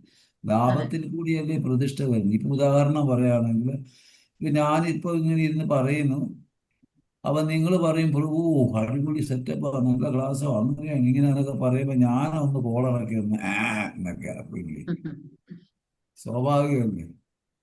അതെ. അടുത്ത ഒരു ക്ലാസ്സിൽ നിങ്ങൾ അത് പറഞ്ഞില്ല, എനിക്ക് നിങ്ങളോട് ദേഷ്യം ഉണ്ടാകത്തില്ലയോ? അതെ. എന്റെ മനസ്സത് കേൾക്കാൻ ആഗ്രഹിക്കത്തില്ലയോ? അതെ. ഉണ്ടോ ഇല്ലയോ പറ. ഉണ്ട് ഉണ്ട്. ആഗ്രഹിക്കും. അത് സ്വാഭാവികമാണ്. അപ്പൊ അതില് അതെ. നമ്മൾ ദൂരെ മാറി നിൽക്കണം. നമ്മുടെ ധർമ്മം നമ്മൾ ചെയ്യുന്നു. അപ്പോ അവര് പറയുമ്പോൾ ഗ്ലോറിഫൈ ചെയ്യേണ്ട ധർമ്മം അവരുടെയാണ്. അപ്പൊ നമ്മൾ ദാസോസ്മി ദാസോസ്മി ദാസോസ്മി എന്ന മനസ്സിൽ ദാസ്യഭാവം ഇല്ലെങ്കിലും അങ്ങനെ പറഞ്ഞ് പറഞ്ഞ് മനസ്സിനെ പഠിപ്പിക്കുമ്പോൾ ഒരു ദിവസം ദാസ്യഭാവം വന്നു. ഓക്കെ. അപ്പൊ നമ്മൾ ഇതിൽ നിന്ന് പല ആൾക്കാർക്കും പ്രതിഷ്ഠ ഉണ്ടാകുന്ന കാരണം ഇതാണ്. അപ്പോൾ പൂജാലാഭ പ്രതിഷ്ഠ വരുമ്പോൾ നാം അറിയത്തില്ല. എങ്ങനെയെന്ന് വെച്ച് കഴിഞ്ഞാൽ ഒരു കുടത്തിൽ വെള്ളം ഒഴിച്ചിട്ട് അതിന്റെ അടിയിൽ ഒരു കിഴുത്ത ഇട്ട് കഴിഞ്ഞാൽ എന്താ സംഭവിക്കുന്നത്? വെള്ളം താഴെ പോകും.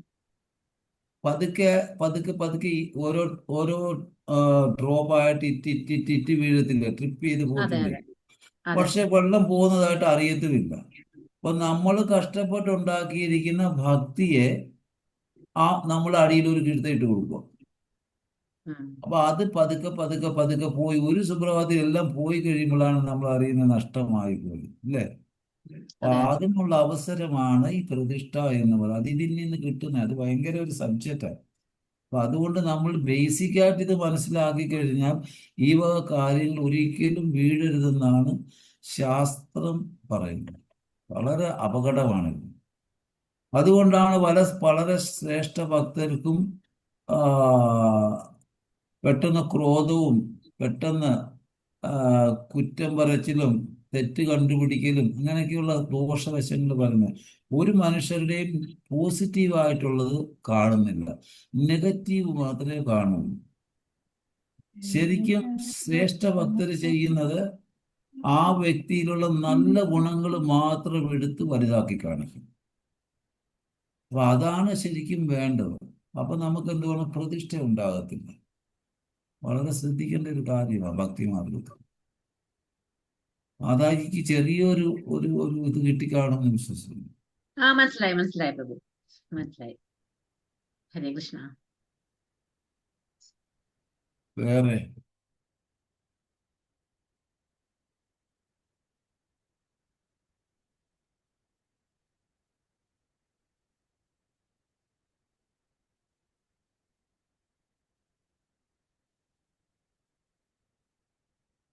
ഒന്നുമില്ല, സംശയമൊന്നുമില്ല. വല്ലതും മനസ്സിലായിട്ടുണ്ടെങ്കിൽ ഒന്ന് പറയുമോ? ഒരു പോയിന്റ്, ഒരു 2 മിനിറ്റ് അതോട് നിർത്താം.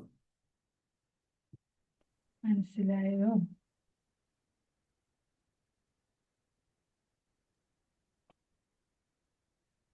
ഹരേ കൃഷ്ണ ഹരേ കൃഷ്ണ. പ്രഭുജി. ഹരീഷ്ണ പറഞ്ഞു. പറഞ്ഞു. ബദ്രിനാഥില് ഭഗവാൻ ഉറങ്ങുന്നു, അത് ആ, യുഗം. ഓക്കെ. രാമേശ്വരത്തില് ഭഗവാൻ കുളിക്കുന്നു, അത് ത്രേതായുഗം. അതുപോലെ ദ്വാരകയില് ഭഗവാൻ രാജകീയമായിട്ട് ഇരിക്കുന്നു, അത് ദ്വാപരയുഗം.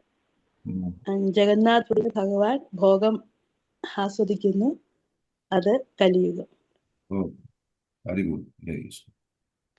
ഹരേ കൃഷ്ണ പ്രഭുജി. ഹരേ കൃഷ്ണ. നമ്മുടെ കലിയുഗത്തില് ധർമ്മം, സത്യം, ശൗചം, ക്ഷമ, ദയ, ആയസ്, സ്മൃതി, ബലം, ഈ 8 കൂട്ടം കാര്യങ്ങൾ നഷ്ടമാകും. പക്ഷെ നാമജപം കൊണ്ട് അത് നമുക്ക് തിരിച്ചു കൊണ്ടുവരാൻ പറ്റും. ആരാ പറയുന്നത് നഷ്ടമാകും? നഷ്ടമാകുന്നത് ഭഗവാൻ പറയുന്നു. ബ്രഹ്മദേവൻ. ബ്രഹ്മദേവൻ. ഓക്കെ ഓക്കെ പ്രഭു, ശരി. അതായത് പിന്നെ നമുക്ക് നാമജപത്തിൽ കൂടെ ഇതെല്ലാം തിരിച്ചു കൊണ്ടുവരാൻ സാധിക്കും. നാമജപം ഹരേ മീൻസ് ശ്രവണം, കീർത്തനം, സ്മരണം. ഈ നവവിധ ഭക്തി ഭക്തിയിൽ കൂടി. ഓക്കെ. ഹരേ വേറെ? കൃഷ്ണ പ്രഭു. ഹരേ കൃഷ്ണ. ഇന്ന് പ്രഭു ഭാഗവത്തിന്റെ മഹാത്മ്യത്തെ പറ്റി വളരെ വിശദമായിട്ട് പറഞ്ഞു തന്നായിരുന്നു. നമ്മൾ ഭാഗവത്തെ ശരണം പ്രാപിക്കുവാണെങ്കിൽ നമ്മുടെ ബുദ്ധിയും അതുപോലെ നമ്മുടെ അവബോധവും വളരെയധികം ശുദ്ധമാകും. പക്ഷേ ഭാഗവതം മനസ്സിലാവുന്നുണ്ടെങ്കിൽ ശുദ്ധമായ ഹൃദയത്തിന് ഉടമയ്ക്ക് മാത്രമേ ഭാഗവതം മനസ്സിലാക്കാനായിട്ട് സാധിക്കുള്ളൂ. അങ്ങനെ നമ്മുടെ ഹൃദയം ശുദ്ധമാണെന്നുണ്ടെങ്കിൽ കാമക്രോധ ലോഭ മോഹമത മാത്സര്യങ്ങളിൽ നിന്നും വിമുക്തരായിരിക്കണം നമ്മൾ. അതിനുവേണ്ടി നമ്മൾ നവവിധ ഭക്തി തീർച്ചയായിട്ടും നമ്മളത് ആചരിക്കണം. അതിലെ ആദ്യത്തെ നാലെണ്ണമാണ് ശ്രവണം, കീർത്തനം, വിഷ്ണു സ്മരണം, പൂജനം. ഈ 4 കാര്യങ്ങൾ നമ്മൾ ചെയ്യുവാണെങ്കിൽ ഒരു ഭക്തന്റെ എല്ലാവിധ ഗുണങ്ങളും നമുക്ക് ലഭിക്കും. അതുപോലെ തന്നെ ഭാഗവതം ഉള്ളിടത്ത് വേറൊരു ആത്മീയ ഗ്രന്ഥങ്ങളുടെ ഒരാവശ്യവും നമുക്കില്ല. അതുപോലെ നമ്മള് വളരെ ഏകാഗ്രതയോടു കൂടി ഭഗവാനിലെ സ്മരണ അർപ്പിച്ചുകൊണ്ട് വേണം നമ്മൾ ഭാഗവത്തെ സമീപിക്കേണ്ടത്. അങ്ങനെ നമ്മൾ ഭാഗവത്തെ ഉൾക്കൊള്ളുവാണെങ്കിൽ നമുക്ക് നമ്മുടെ താപത്രയങ്ങളിൽ നിന്നും രക്ഷപ്പെടാനും ആദി ദൈവികം, ആധ്യാത്മികം, ആദി ഭൗതികം ഇതിൽ നമുക്ക് രക്ഷപ്പെടാനായിട്ട് സാധിക്കും. അതുകൊണ്ട് നമ്മള് നിത്യം ഭാഗവത സേവ നമ്മള് എല്ലാ ദിവസവും ഭാഗവതം സേവിക്കാനായിട്ട് ശ്രമിക്കണം. ഹരേ കൃഷ്ണ. താങ്ക് യു മാതാ. ഹരിബോൾ. എല്ലാ മാതാജി ഒരുപാട് കവർ ചെയ്തു. വളരെ സന്തോഷം. ഹരേ കൃഷ്ണ. ഹരേ കൃഷ്ണ. അപ്പോ വേറെ ആരെങ്കിലും ഒന്ന് പറയാനുണ്ടോ? ഇല്ലെങ്കിൽ നമുക്ക് നിർത്താം. ഹരേ കൃഷ്ണ പ്രഭു. അവസാനം പറഞ്ഞ ശ്ലോകത്തിന്റെ ഒരു സമ്മറി ആയിട്ട് ഭഗവത് ഭക്തന്മാരെ സേവിക്കുന്നതിലൂടെ ക്രമേണ നമുക്ക് അവരുടെ ഗുണങ്ങൾ കൈവരുന്നു. അങ്ങനെ ഭഗവത് മഹാത്മ്യങ്ങൾ ശ്രവിക്കുന്നതിന് ഒരാൾ യോഗ്യത നേടുകയും ചെയ്യുന്നു. കൂടെ ഭഗവത് മഹാത്മ്യത്തിൽ പ്രവേശിക്കുന്നതിനുള്ള ഒരു ഭക്തന്റെ പ്രഥമ യോഗ്യത ഭഗവത് ശ്രവണത്തിനുള്ള വ്യഗ്രതയായി മാറുകയും ചെയ്യുന്നു. ഹരേ കൃഷ്ണ. വേറെ ആരെങ്കിലും? അപ്പൊ ഹരേ കൃഷ്ണ. അല്ലേ ഭാഗവതം ആ ഒരു ധ്യാന ശ്ലോകത്തിലില്ലേ, സദാസേവ്യ ശ്രീമദ് ഭാഗവതി കഥ യസ്യാശ്രവണ മാത്രേന ഹരിസ്ഥിത്വം സമാശ്രയ അല്ലെ പ്രഭു. ദിവസം ഭാഗവതം നമ്മള് സേവിക്കണം അതല്ലേ അതിന്റെ അർത്ഥം പ്രഭു? തീർച്ചയായിട്ടും സേവ്യ. നിത്യം ഭാഗവത സേവയാണ് അതിന്റെ അർത്ഥം.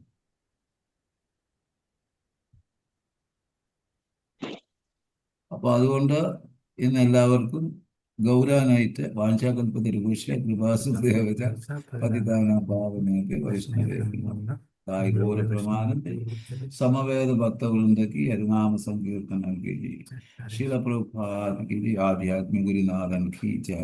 जय हो. ഹരേ കൃഷ്ണ. ഹരേ കൃഷ്ണ. താങ്ക് യു പ്രഭു. ഹരേ കൃഷ്ണ. ഹരേ കൃഷ്ണ. ഹരേ കൃഷ്ണ പ്രഭു. ഹരേ കൃഷ്ണ. ജയപ്രഭുവിന് നല്ലോണം കുറഞ്ഞില്ലല്ലോ, നല്ലോണം എന്തോ? കുറഞ്ഞിട്ടില്ല. ഇടയ്ക്ക് ഇങ്ങനെ ഒരുപാട് അല്ല, സംസാരിച്ചു നന്നായിട്ട് കഴിഞ്ഞാൽ ഇങ്ങനെ കുറഞ്ഞിട്ടില്ല. പിടിക്കുന്നുണ്ട്, പിന്നെ പിടുത്തം ശബ്ദം വരുന്നുണ്ട്. ശരിയാകുന്നില്ല. അതിന്റെ ഒച്ചയെടുക്കുന്നുണ്ട്. വോയിസ് റെസ്റ്റേ ഉള്ളു ഇതിന്. മരുന്ന് സ്ട്രെയിൻ കഴിക്കുമ്പോൾ മാറി കൊടുക്കരുത്. വരും. ഒരുപാട് സ്ട്രെയിൻ കൊടുക്കരുത്. ഒരു റെസ്റ്റ് എടുക്കണം. അതെ അതെ. ബാക്കിയൊക്കെ ഭഗവാൻ ശരിയാക്കി. പേടിക്കൊന്നും വേണ്ട. അതൊക്കെ ശരിയായി. അതെ, പക്ഷെ കേൾക്കുമ്പോ നമുക്കൊരു വിഷമം. അതന്നെ ശരിയാകും. പേടിക്കുന്നു. ശരി പറയും. ഹരേ കൃഷ്ണ. ആ.